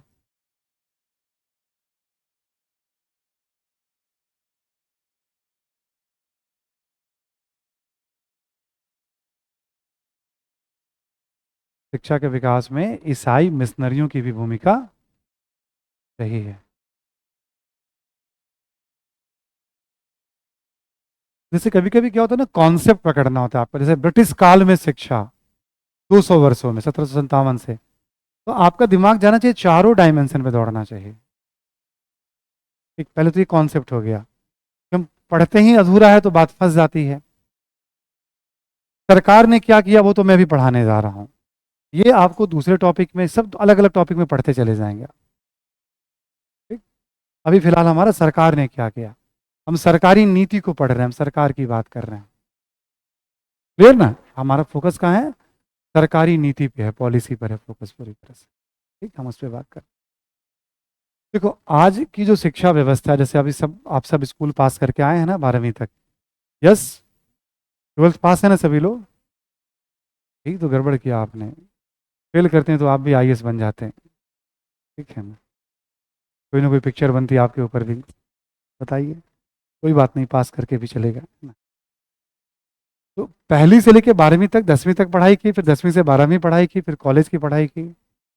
तो जो टेक्निकल शिक्षा में गए, किसी ने इंजीनियरिंग की पढ़ाई की, किसी ने मेडिकल की पढ़ाई की, या कोई और टेक्निकल डिग्री हासिल की, फिर कोई लॉ की पढ़ाई कर रहा है, या कॉमर्स वाले सेक्शन में कुछ स्टडी कर रहा है, ह्यूमैनिटीज, साइंस। ये जो सारा का सारा सिस्टम है ना, ये सब का सब सिस्टम भारत में शुरू हुआ अंग्रेजों के द्वारा किया गया। अंग्रेजों को कहाँ कहाँ भगाएंगे हम लोग, अंग्रेज चले गए हैं बट उनको भगाना संभव नहीं है। हाँ, इंजीनियरिंग क्षेत्र में भी रुड़की पहला इंजीनियरिंग कॉलेज था 1947 में, आईआईटी यहाँ बना। 58 तक पुणे, मद्रास और कलकत्ता, तीनों जगह इंजीनियरिंग कॉलेज स्टैब्लिश हो गए थे, चार चार पाँच पाँच हो गए थे। 35 में कलकत्ता में मेडिकल कॉलेज आ गया था, पहला मेडिकल कॉलेज, ठीक है। तो अंग्रेजों का मकसद अलग होता था, वो करते थे अपने फायदे के लिए। चलिए तो देख लेंगे, हम ये बता रहे थे कि ये सारा सिस्टम किसने शुरू किया, अंग्रेजों ने। ग्रेजुएशन के लेवल पे, हायर एजुकेशन, रिसर्च, ये सब, ठीक है, सब अंग्रेजों ने शुरू किया है सिस्टम। धीरे धीरे, ऐसा नहीं, जैसे जैसे उनकी परिस्थितियां हैं वैसे वैसे बदलाव किया। उससे पहले हमारे यहाँ शिक्षा व्यवस्था क्या थी, अंग्रेजों ने बजट बनाना शुरू किया कि प्रतिवर्ष शिक्षा पे कितना खर्च करना है। उससे पहले भारत में चाहे मुगल राज्य हो या क्षेत्रीय राज्य हो, शिक्षा के विकास का दायित्व राज्य का नहीं होता था। सुन पा रहे सभी लोग, शिक्षा के विकास का दायित्व राज्य का नहीं था। मल्टीपल इंडिया में भी पढ़ेंगे आप जब एजुकेशन वगैरह पढ़ेंगे। बट एक बार जब हम समझते हैं ना क्या बदलाव हुआ, तो हमेशा पीछे क्या था, थोड़ा सा जब हिंट रहता है उसके बारे में, तो आगे की चीज़ों को समझने में सहूलियत होती है, दृष्टिकोण थोड़ा व्यापक होता है देखने का। राज्य कोई भी दायित्व नहीं लेता था, एक दायित्व लेता कौन था, ज्यादातर धार्मिक संस्थाएं, मंदिर मस्जिद दायित्व लेती थी। सिलेबस क्या होता था, धर्म सिलेबस में छाया होता था। समय सिलेबस में सबसे बड़ा इंपॉर्टेंट हिस्सा होता था धर्म। डिग्री वगैरह के कुछ बहुत फिक्स नियम नहीं थे, थोड़े बहुत नियम थे अपने। इस्लामिक शिक्षा अलग हो गई मदरसा मकतब में, हिंदू शिक्षा अलग हो गई पाठशाला में आश्रम में, ऐसा सिस्टम था, ठीक। धर्म पे बहुत ज़्यादा बल था शिक्षा में, थोड़ा बहुत इतिहास पे व्याकरण पे यही सब विषय होते थे, ठीक है। और शैक्षणिक संस्थाएं उदार लोगों के दान दक्षिणा से चलती थी, या उन्हें जमीन ही दान में दे दिया जाता था कि पूरे गांव की आय आपकी हो गई, आप अपना मस्जिद मंदिर को चलाते रहिए, ऐसा सिस्टम होता था पहले, ठीक। अंग्रेजों ने उस सिस्टम को बदला, लेकिन धीरे धीरे बदला, उसको हम स्वदेशी शिक्षा कहते हैं। अंग्रेजों ने जो शुरू किया सिस्टम, आगे चल करके ब्रिटेन वाली शिक्षा, उसको पाश्चात्य शिक्षा, आधुनिक शिक्षा भी कहते हैं, वेस्टर्न एजुकेशन, मॉडर्न एजुकेशन, क्योंकि वही एजुकेशन सिस्टम आज भी चल रहा है हमारे, ठीक। ये तो बस एक बैकग्राउंड की बात होगी, समझने वाली बात। अब अंग्रेजों ने, सरकार ने क्या किया, इस पे आते हैं। देखिए आप जरा, ये स्ट्रक्चर लिख लिया ना आप लोगों ने, ये आपको हेल्प करेगा क्वेश्चन को समझने में। अब हम इसमें आ रहे हैं, सरकार ने क्या किया, सरकारी प्रयास 1757 से 1800, ये भी दो हिस्सों में बांट देंगे। ए 1757 से 1813, ये अवधि याद है क्या आप लोगों को? तो क्या कहते हैं? उपनिवेशवाद का पहला चरण। अंग्रेजों को क्या चाहिए था? व्यापार संतुलन अनुकूल हो, मेन उद्देश्य। तो अंग्रेज उतना ही काम करेंगे कि उनके हित को पूरा, दूसरे में क्या करेंगे? उन्हें बाजार बनाना है, तो अंग्रेज दायित्व भी ज्यादा। जैसे ब्रिटेन की परिस्थितियां वैसे पॉलिसी में चेंजेस। हमने क्या कहा था? उपनिवेशवाद का 3 चरण इतना इंपॉर्टेंट है कि सभी जगह वो अप्लाई होता है अंग्रेजों की नीतियों। ठीक, बस उसको ध्यान रखना है, और जब जब मैं बताऊं उसको उस हिसाब से रिलेट करते रहेगा। पहला चरण। अब अंग्रेजों ने इस समय क्या क्या किया देखें आप। 1781 में कलकत्ता मदरसा वॉरेन हेस्टिंग्स के द्वारा स्थापित किया।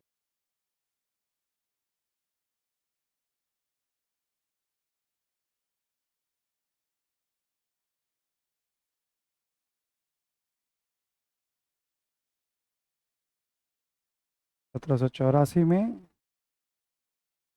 एशियाटिक सोसाइटी ऑफ बंगाल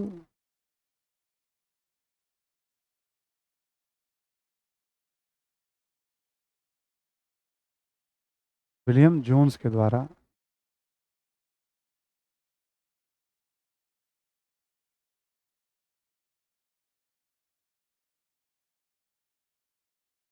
शुरुआती दौर में अंग्रेजों ने क्या क्या स्थापित किया? ठीक, विलियम जोन्स के द्वारा स्थापित किया गया। 1791 में बनारस संस्कृत कॉलेज,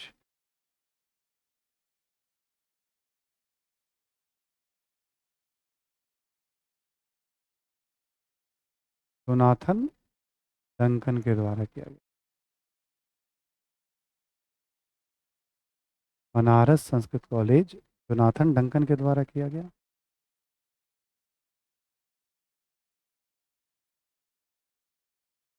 ठीक है, जोनाथन डंकन के द्वारा किया गया। 1800 ईस्वी में फोर्ट विलियम कॉलेज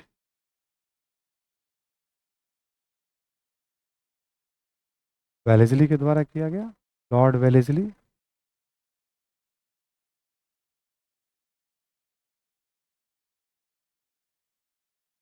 वेलेस्ली के द्वारा किया गया। पहले फेज में सरकार ने कौन कौन सी, ये सारी संस्थाएं कौन बना रही? सरकार या कंपनी के द्वारा स्थापित किया।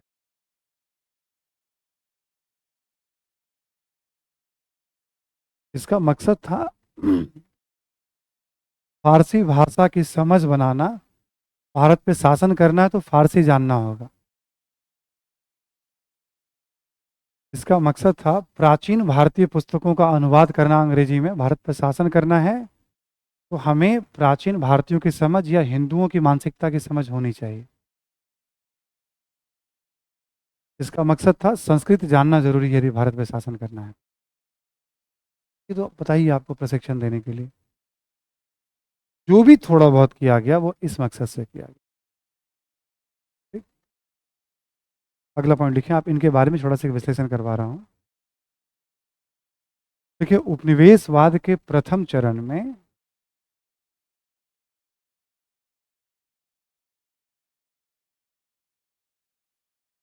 निवेशवाद के प्रथम चरण में राजस्व के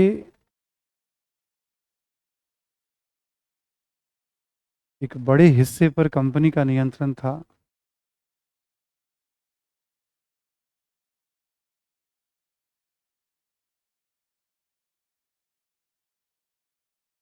कंपनी का नियंत्रण था, लेकिन कंपनी के द्वारा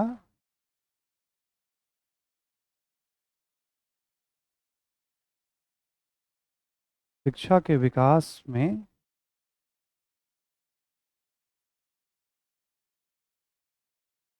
नाम मात्र की रुचि ली गई।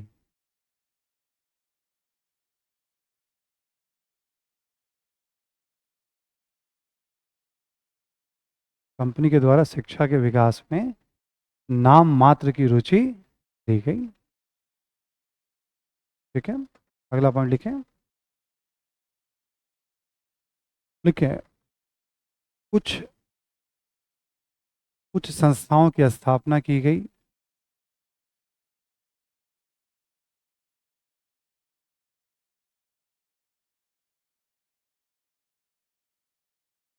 कुछ संस्थाओं की स्थापना की गई, जैसे कलकत्ता मदरसा,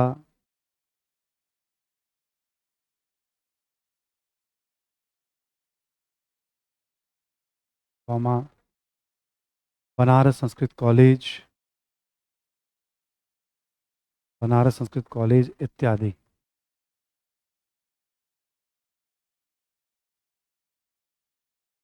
कलकत्ता मदरसा, बनारस संस्कृत कॉलेज इत्यादि। ठीक है, कुछ संस्थाओं की स्थापना की गई। ठीक है, ठीक है, लेकिन इसका उद्देश्य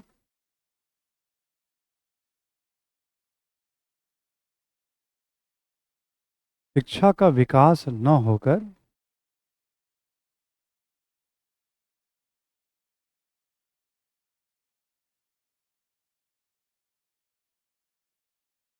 भारतीय भाषा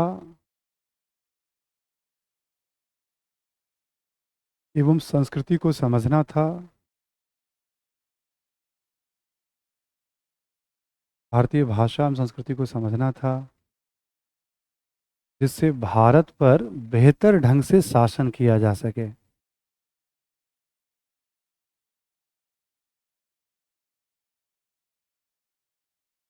जिससे भारत पर बेहतर ढंग से शासन किया जा सके।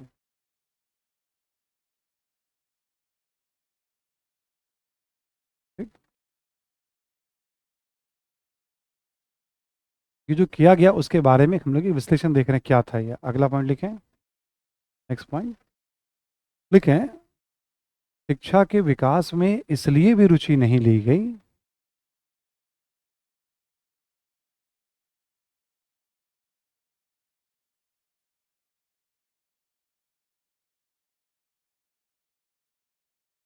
रुचि ली गई क्योंकि कंपनी की नज़र में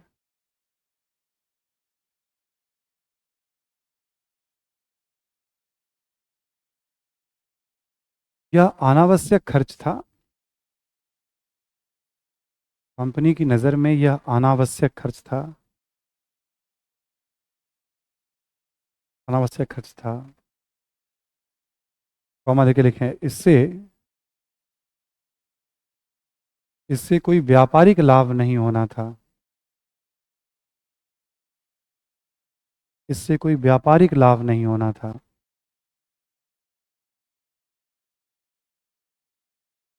ठीक है, इससे कोई व्यापारिक लाभ नहीं होना था। कंपनी को लगता था कि हम क्यों खर्च करेंगे, हम शिक्षा का विकास हर एक साल, मतलब उससे कोई व्यापार संतुलन के लिए उनको कुछ जरूरत ही नहीं थी शिक्षा की, तो भारतीय राजस्व चाहिए था, वो उन्हें मिल गया था। समझ में आ रही है बात? कंपनी क्यों नहीं दायित्व ले रही, उसका एक रीजन ये भी है कि व्यापार में इससे उसे कोई फायदा नहीं मिलना था। अगला पॉइंट लिखें, लिखें कि शिक्षा में निवेश न करने का एक आंशिक कारण था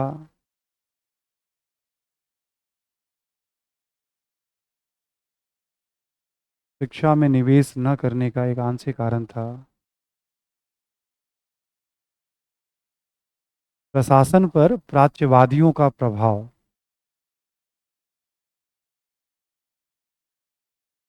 आंशिक कारण था प्रशासन पर प्राच्यवादियों का प्रभाव।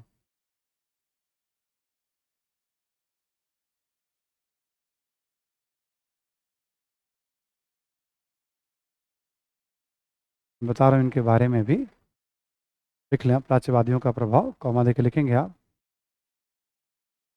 लिखें कि ये भारतीय सामाजिक सांस्कृतिक जीवन में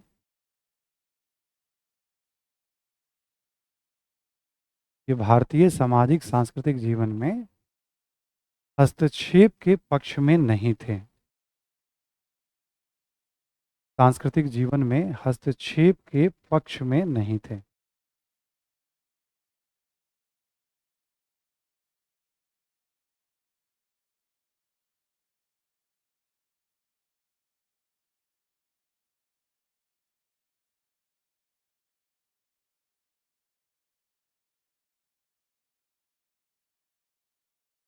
कंप्लीटेड। तो पहले फेज में शिक्षा के विकास के लिए कंपनी ने कुछ भी नहीं किया। जो दो चार संस्थाएं बनाई गई तो वो क्या थी मैंने समझा दिया। कंपनी ने क्यों नहीं किया उसके पीछे तीन चार रीजन भी आपको बता दिए। बस इसमें एक शब्द आ रहा है प्राच्यवादी, नोट करके लिख लीजिए आप जरा।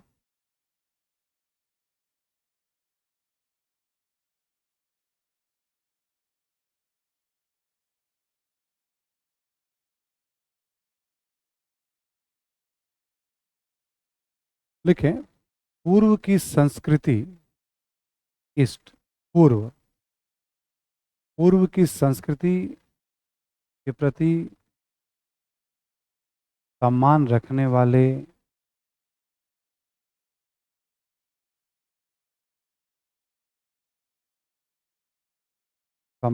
वाले विद्वानों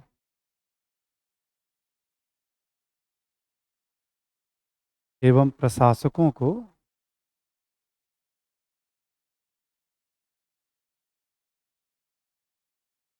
प्राच्यवादी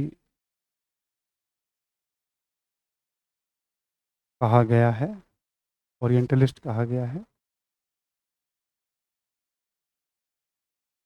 पूर्व का मतलब जैसे भारत, कुछ भी हो, चीन है, जापान है, भाई सबका अपना कल्चर है, उसके प्रति एक सम्मान का भाव। और ये कहते थे हमें किसी की संस्कृति में भी हस्तक्षेप नहीं करना चाहिए। असल में संस्कृति में हस्तक्षेप के बिना भी व्यापार ठीक से चल रहा है। ये कहते थे राजनीति में हस्तक्षेप करो, अर्थव्यवस्था में हस्तक्षेप करो, संस्कृति में हस्तक्षेप, तो जो फायदा होना रहा है बिना हस्तक्षेप करो तो क्यों करोगे आप हस्तक्षेप। एक हस्तक्षेप करोगे तो आम पब्लिक पीछे पड़ जाएगी, ये भी डर होता था। इसलिए भी कहते नहीं हस्तक्षेप करने की हमें जरूरत नहीं। कुछ प्रमुख नाम लिख लें आप इसमें, जैसे करके लिख लें आप। Warren Hastings, Warren Hastings, Munro,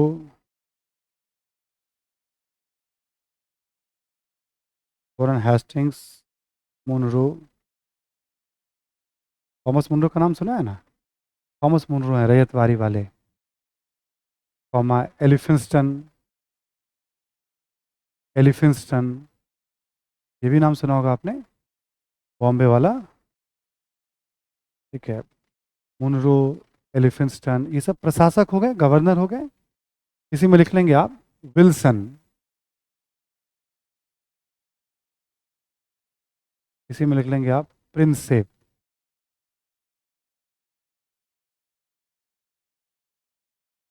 Wilson, Prinsep, ठीक है, इत्यादि कर दीजिए आप। थोड़ा बहुत जैसे प्रमुख प्राच्यवादी कौन है तो विल्सन है, प्रिंसेप है, इन सबका नाम आता है। शुरू के 30-40 वर्षों में प्रशासन पे इनका अच्छा खासा प्रभाव है और कह रहे हैं हस्तक्षेप करने की जरूरत। दोनों चीजें हो सकता है, मन में श्रद्धा भी हो, बट व्यवहारिक स्तर पे भी हस्तक्षेप करने से नुकसान ज्यादा है अंग्रेजों को, तो वो हस्तक्षेप करना पसंद नहीं कर रहे हैं। तो ये हो गया पहला फेज। पहले फेज में कंपनी ने शिक्षा के विकास के लिए क्या किया और क्या नहीं किया, नहीं किया तो क्यों नहीं किया, सारी बातें यहाँ पे समअप कर दी गई। ठीक, अब हम आते हैं दूसरे फेज में, सरकार क्या कर रही है ना। हमारा भी चल रहा है टॉपिक 1757 से 1858। इसमें हमने ए को कंप्लीट कर लिया। अब हम बात करेंगे बी, 1813 से 1800।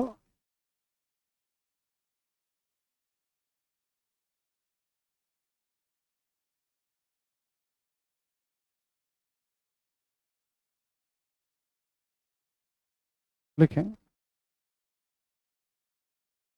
इस चरण में सरकार ने क्या किया है ना, पहले हम एक बार देखते हैं हम लोग सरकार ने क्या किया। आपको पता है ही ये औद्योगिक क्रांति वाला चरण है, उपनिवेशवाद का ये दूसरा चरण है। भारत में उन्हें क्या चाहिए, बाजार और कच्चा माल, उससे जुड़ा हुआ पूरा चरण होगा। लिखते चले पॉइंट्स के रूप में। 1813 के अधिनियम में या चार्टर एक्ट में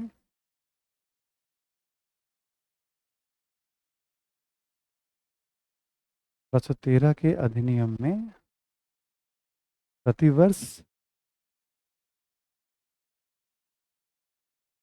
प्रतिवर्ष शिक्षा पर व्यय करने के लिए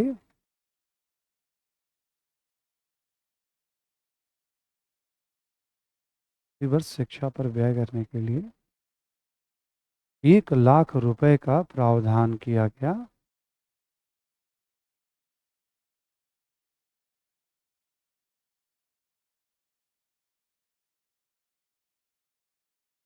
ठीक, प्रावधान किया गया अर्थात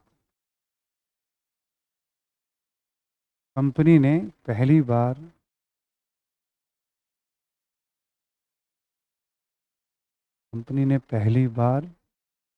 शिक्षा के विकास के दायित्व को स्वीकार किया। कंपनी ने पहली बार शिक्षा के विकास के दायित्व को स्वीकार किया। ठीक है, शिक्षा के विकास के दायित्व को। अब कम से कम कंपनी ने कहा कि हम हर एक साल 1 लाख रुपए शिक्षा के विकास पर। ये देखोगे नीति के पॉइंट ऑफ व्यू से बहुत बड़ा कदम है ये। ऐसे देखोगे तो 1 लाख रुपया क्या होता है, कोचिंग की फीस भी नहीं पूरी हो पाते हैं। ये पूरे भारत में शिक्षा के विकास की बात कर रहे थे।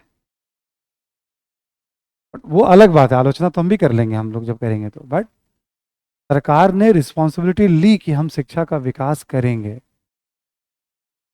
ये एक महत्वपूर्ण बात हो गई 13 के अधिनियम में। अगला पॉइंट लिखें।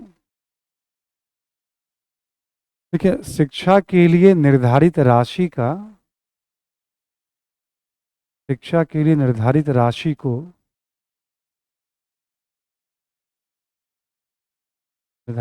को किस प्रकार खर्च किया जाए,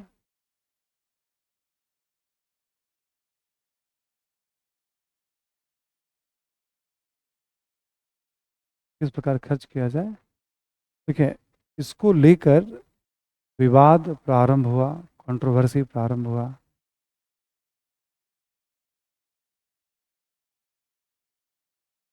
विवाद यानी कंट्रोवर्सी प्रारंभ हुआ। इसे आंग्ल प्राच्य विवाद भी कहते हैं।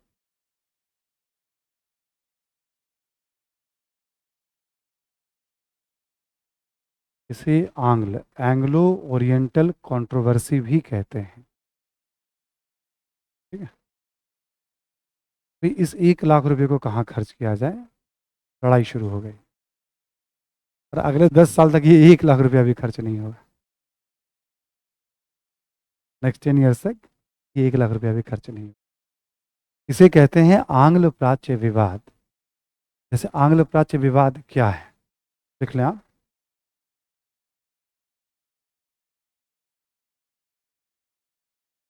देखिए आप, अगला पॉइंट, प्राच्यवादियों का मानना था, प्राच्यवादियों का मानना था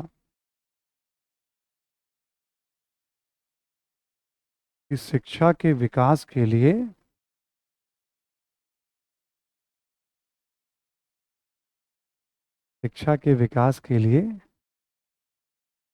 निर्धारित राशि को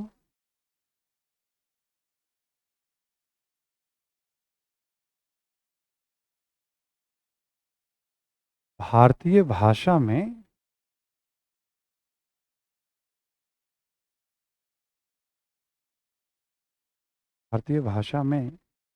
स्वदेशी शिक्षा पद्धति के विकास पर खर्च किया जाए।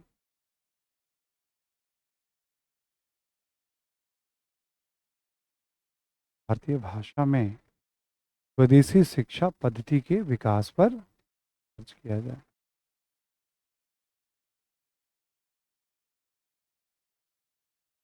का दृष्टिकोण तो वही था कि संस्कृति में हस्तक्षेप नहीं करना है। तो जो लोग सरकार में थे उन्होंने कहा कि नहीं, इसको आप यहीं की शिक्षा व्यवस्था पे खर्च करें। बट ये प्रावधान तो किया गया था इसलिए कि भारत को में थोड़ी अंग्रेजी शिक्षा का प्रसार करना है। अंग्रेजी जानने वालों की थोड़ी संख्या बढ़ेगी तो ट्रांसलेटर का काम करेंगे, सस्ते क्लर्क का काम करेंगे, बाजार के विस्तार में योगदान देंगे, बेहतर शासन में योगदान देंगे वो। तो पहले से बैठे हुए कौन है, ये सब प्राच्यवादी के नहीं, इसको खर्च नहीं कर। अगला पॉइंट लिखें आप। दूसरी तरफ आंग्लवादियों का मानना था, जो अंग्रेजी शिक्षा के समर्थक थे, दूसरी तरफ आंग्लवादियों का मानना था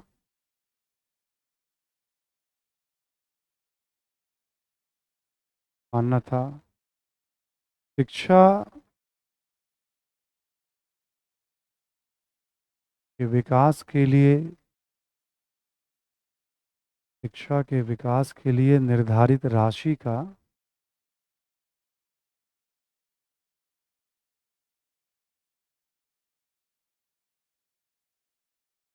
शिक्षा के विकास के लिए निर्धारित राशि का अंग्रेजी भाषा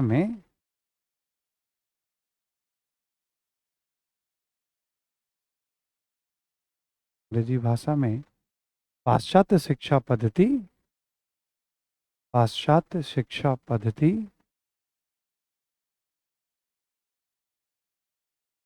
पर खर्च किया जाना चाहिए।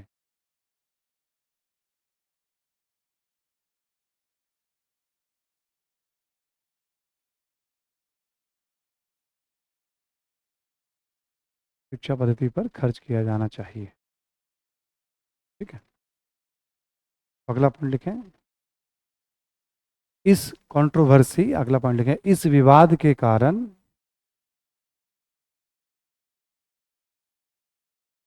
कुछ वर्षों तक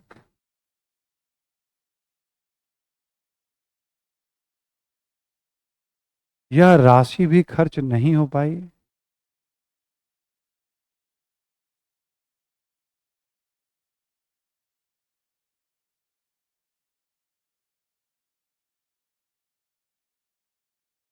तो कहते हैं आंग्ल प्राच्य विवाद। ठीक, इसके लिए वर्ड यूज, तो क्या समझते हैं, कभी पूछेगा तो उसका भी आ गया। इस फेज में क्या क्या हुआ, हम उसको ना क्रम वाइज तरीके से आपको बता रहे हैं। ठीक, अगला पॉइंट लिखें आप। 1823 में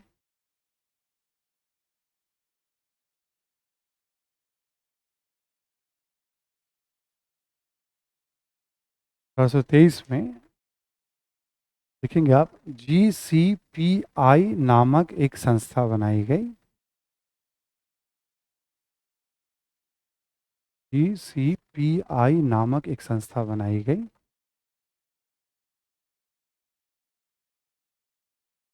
फुल फॉर्म ऐसे है, सुन लीजिए आप, general committee of public instruction.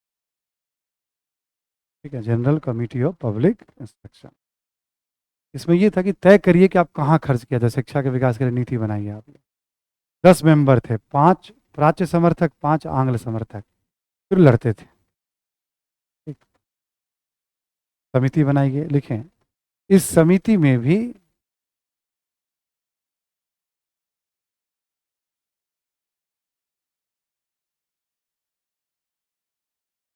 इस समिति में भी शिक्षा नीति को लेकर विवाद जारी रहा।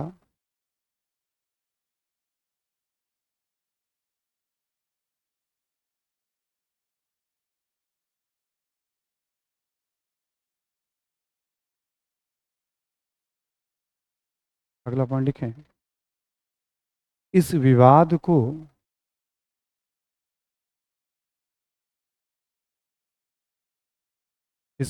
को समाप्त करने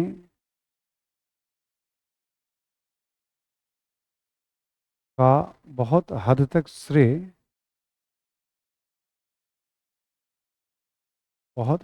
श्रेय मैकाले को जाता है। फिर आ गया ये, समझ ही रहे होंगे आप। ठीक है, हर जगह आ रहा है, हर महत्वपूर्ण जगह सिस्टम बनाने का काम यही कर रहा है। ठीक है, इस विवाद को बहुत हद तक पटाक्षेप करने का, पूरी तरह से तो नहीं होगा, बहुत हद तक, बहुत बड़ी सीमा तक, एक बड़ी सीमा तक समाप्त करने का असर, बड़ी सीमा तक, पूर्णतः समाप्त नहीं हुआ, मैकाले को जाता है। ठीक, देखिए आप, 1835 ईस्वी में, 1835 में, हाँ इसी में, 1835 ईस्वी में मैं काले ने, एक साथ लिखिएगा, आप अलग अलग मत लिखिएगा। मैं मत करना अलग और काले मत करना। 1835 ईस्वी में मैं काले ने, आदत सी पड़ गई है, पता चला आप लिख रहे हैं मैं काले।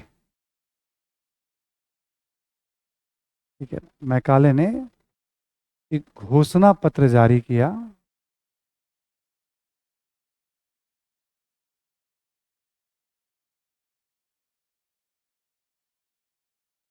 जिसमें स्पष्ट शब्दों में यह प्रावधान था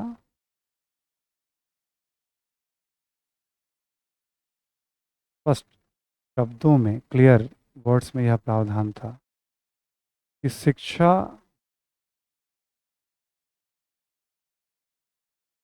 के लिए निर्धारित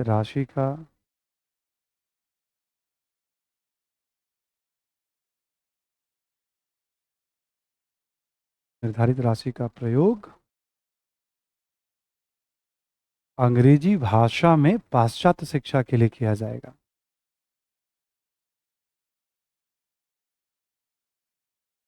अंग्रेजी भाषा में पाश्चात्य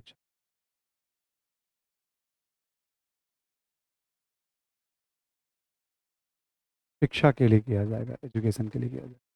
इसने साफ साफ कह दिया, मैकाले, समझो बेंटिक के काल में डिसीजन लेने वाला सबसे बड़ा अधिकारी है, हर महत्वपूर्ण जगह पे मैकाले। सोचो, भारत गवर्नर जनरल परिषद का मेंबर है, एडहॉक मेंबर है वो। जब वो इस तरह की बात कर रहा है तो फिर कौन, इसका मतलब वायसराय गवर्नर जनरल भी चाहने का ऐसा ही हो। ठीक है, तो इसने स्पष्ट शब्दों में कहा कि हम अंग्रेजी की पुस्तकों का जो प्रिंटिंग होगा वो निःशुल्क करेंगे और प्रमोट करेंगे। एक लाइन और लिख लें इसी में। देखिए, साथ में, इसी में लिखें, साथ में यह भी कहा कि भारत में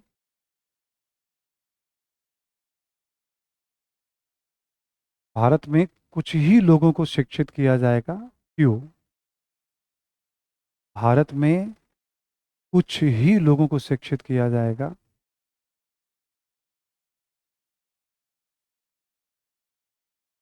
शिक्षित किया जाएगा और उनके माध्यम से शिक्षा का प्रसार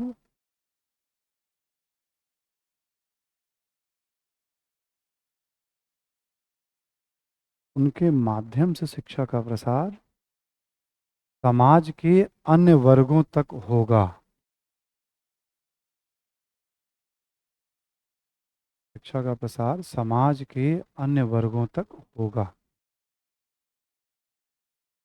ब्रैकेट में कर लीजिए आप, अधोगामी,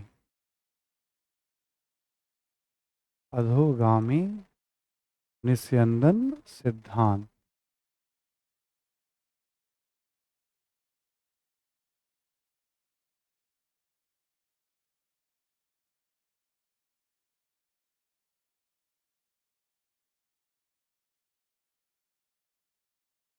ये जो लास्ट वाला लाइन लिखवाया है ना, इसके लिए एक वर्ड यूज किया जाता है, अधोगामी निस्यंदन सिद्धांत या डाउनवर्ड फिल्ट्रेशन थ्योरी।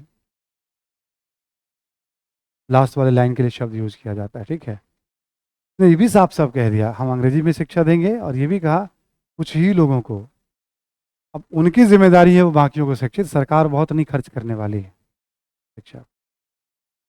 इसके अलावा मैकाले ने और भी बड़ी बड़ी बकैती की थी उस समय। बकैती समझते हैं ना, मतलब एक ना लंबा चौड़ा।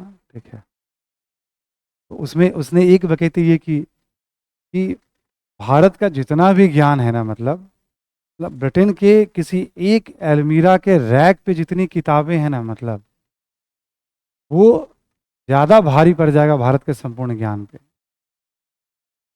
फेंकता उधर भी था, जैसे इधर भी लोग फेंकते हैं वैसे वो भी फेंक रहा था। ठीक है, कुछ ऐसी बात कही थी, तो ये बात किताबों में कोट हो रहती है।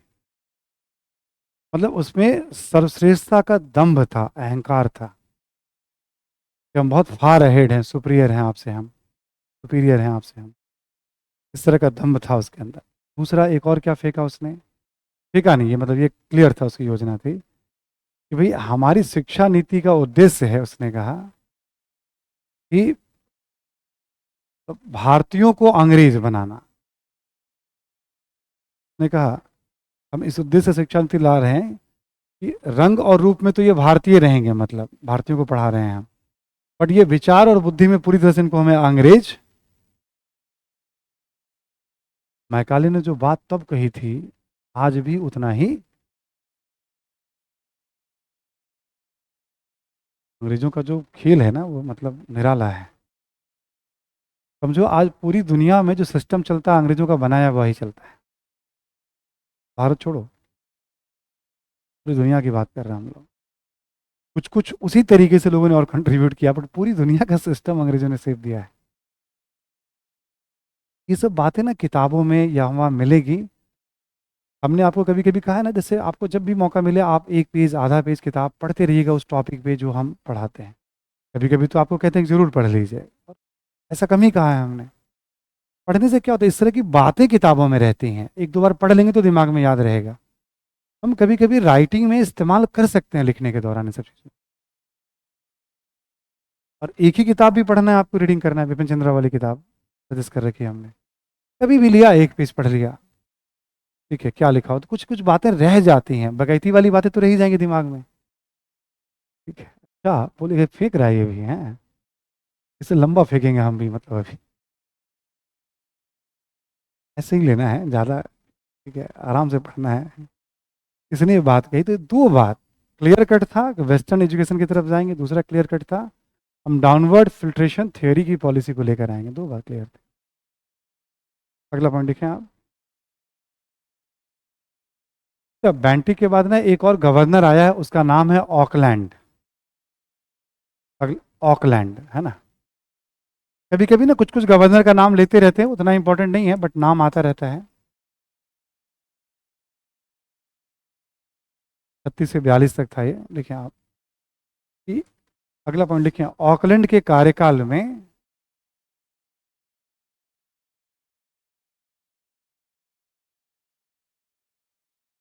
ऑकलैंड के कार्यकाल में भी मैकाले की नीति बनी रही।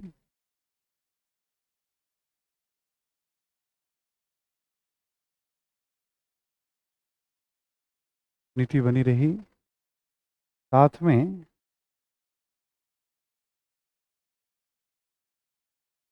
यह भी प्रावधान किया गया, यह भी प्रावधान किया गया कि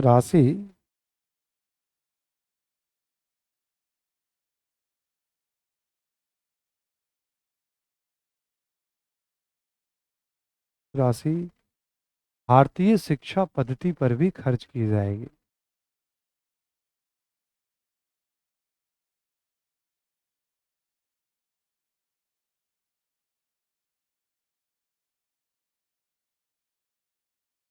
यही चलता रहेगा अब आगे। तो कहते हैं ना विवाद का पटाक्षेप, यहाँ पे कंट्रोवर्सी का द एंड हो गया। अब जो कहानी शुरू हुई थी ना ऐसे करके, द एंड हो गया। अगला पॉइंट लिखें आप। देखिए कंपनी के काल में शिक्षा के विकास के दृष्टिकोण से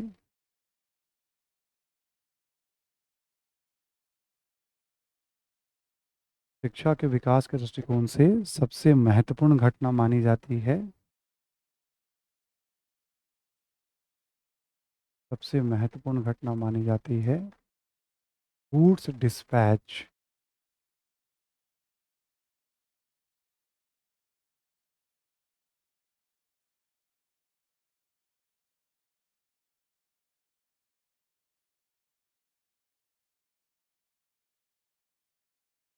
ये ब्रिटेन में अधिकारी हैं वुड्स, उन्होंने वहाँ से गाइडलाइंस जारी किया कि भारत में क्या क्या करना है। ठीक? कब जारी किया गया? 1854 में। इसको भारत में शिक्षा के क्षेत्र में मैग्ना कार्टा भी कहा जाता है।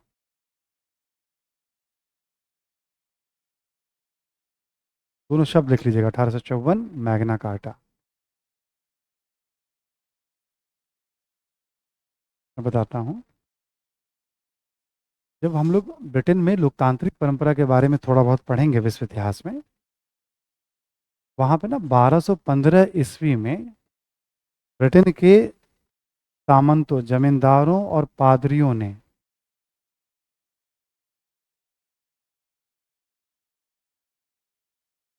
भाई साहब नज़र रख रहे हैं, हटाइए इनको।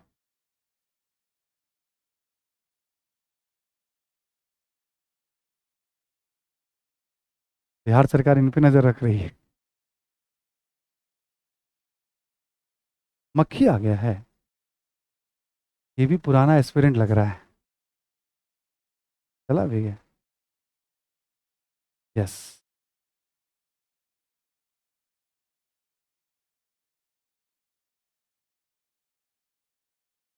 हुआ क्या था, राजा के पास बहुत अधिकार थे। ठीक है, राजा के पास बहुत अधिकार थे, तो संघर्ष करके वहां जमींदारों और पादरियों ने राजा से अधिकार लिया। ब्रिटेन में और आधुनिक लोकतंत्र के विकास की यात्रा में बहुत बड़ी घटना मानी जाती है।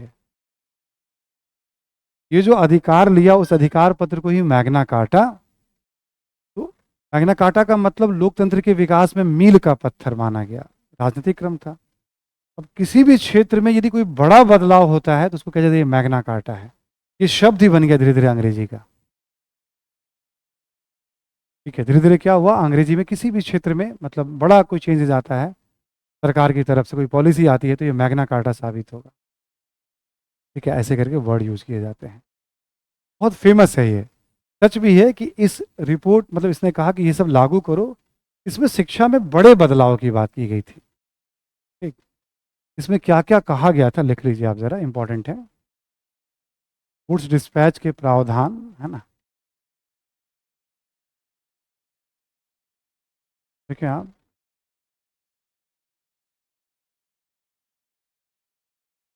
कि प्राथमिक शिक्षा मातृभाषा में, प्राथमिक शिक्षा मातृभाषा में और उच्च शिक्षा,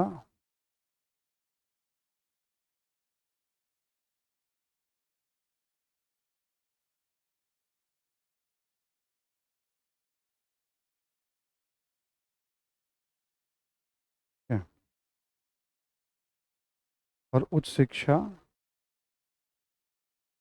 अंग्रेजी भाषा में दी जाएगी।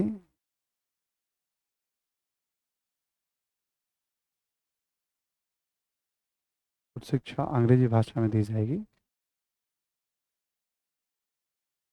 अगला पॉइंट लिखें। शिक्षकों शिक्षकों को प्रशिक्षण दिया जाएगा, ट्रेनिंग। शिक्षकों को प्रशिक्षण दिया जाएगा।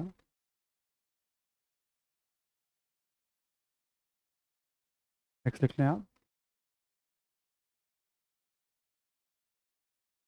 शैक्षणिक संस्थाओं को अनुदान दिया जाएगा। शैक्षणिक संस्थाओं को अनुदान दिया जाएगा।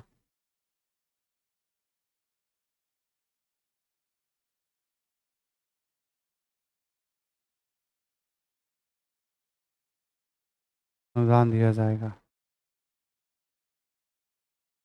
नेक्स्ट लिखें आप। महिला शिक्षा एवं तकनीकी शिक्षा के विकास के लिए भी सरकार कार्य करेगी। महिला शिक्षा एवं तकनीकी शिक्षा के विकास के लिए भी सरकार कार्य करेगी। तकनीकी शिक्षा के विकास के लिए भी सरकार कार्य करेगी।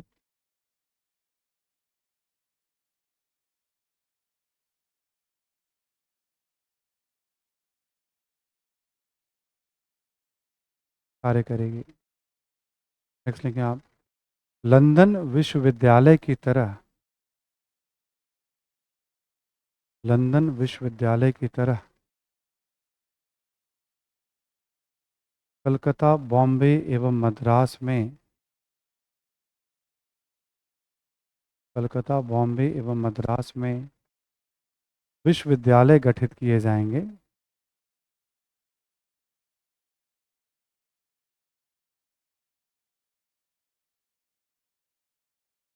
विश्वविद्यालय गठित किए जाएंगे। एक और लिख लें आप। प्रत्येक प्रांतों में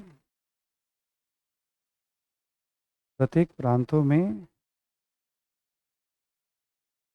शिक्षा विभाग का गठन किया जाएगा। प्रत्येक प्रांतों में शिक्षा विभाग का गठन किया जाएगा। ठीक है, पढ़ के भी देखेंगे ना आप तो लगेगा कि हाँ ये मॉडर्न सिस्टम एक्चुअल में अब स्थापित करना, जो आज का सिस्टम है ना भारत का या जो चल रहा है वो यहीं से स्थापित होना शुरू हुआ। इसके पहले तो बस बहस प्रयास जारी है, इसलिए इसको टर्निंग पॉइंट माना गया है। आज हमारी पूरी पद्धति लगभग इसी सिस्टम से आगे बढ़ी है, आज का भी सिस्टम हमारा। ठीक, क्लास को मैं यहीं पे स्टॉप कर रहा हूँ अभी, ठीक है, मुझे कहीं जाना भी है, तो कल ये कंप्लीट हो जाएगा आपका। कंप्लीट होने के बाद हमने कहा कल क्वेश्चन आंसर पे हम लोग थोड़ा तसल्ली से बातचीत, तो मजबूती से प्रेजेंट रहिएगा क्लास में, पूरा रिवीजन करके आइएगा ताकि और भी क्वेश्चन आंसर पे कल अच्छे से बातचीत हो जाए आपकी। थैंक यू, सी यू, मिलते हैं कल हम लोग।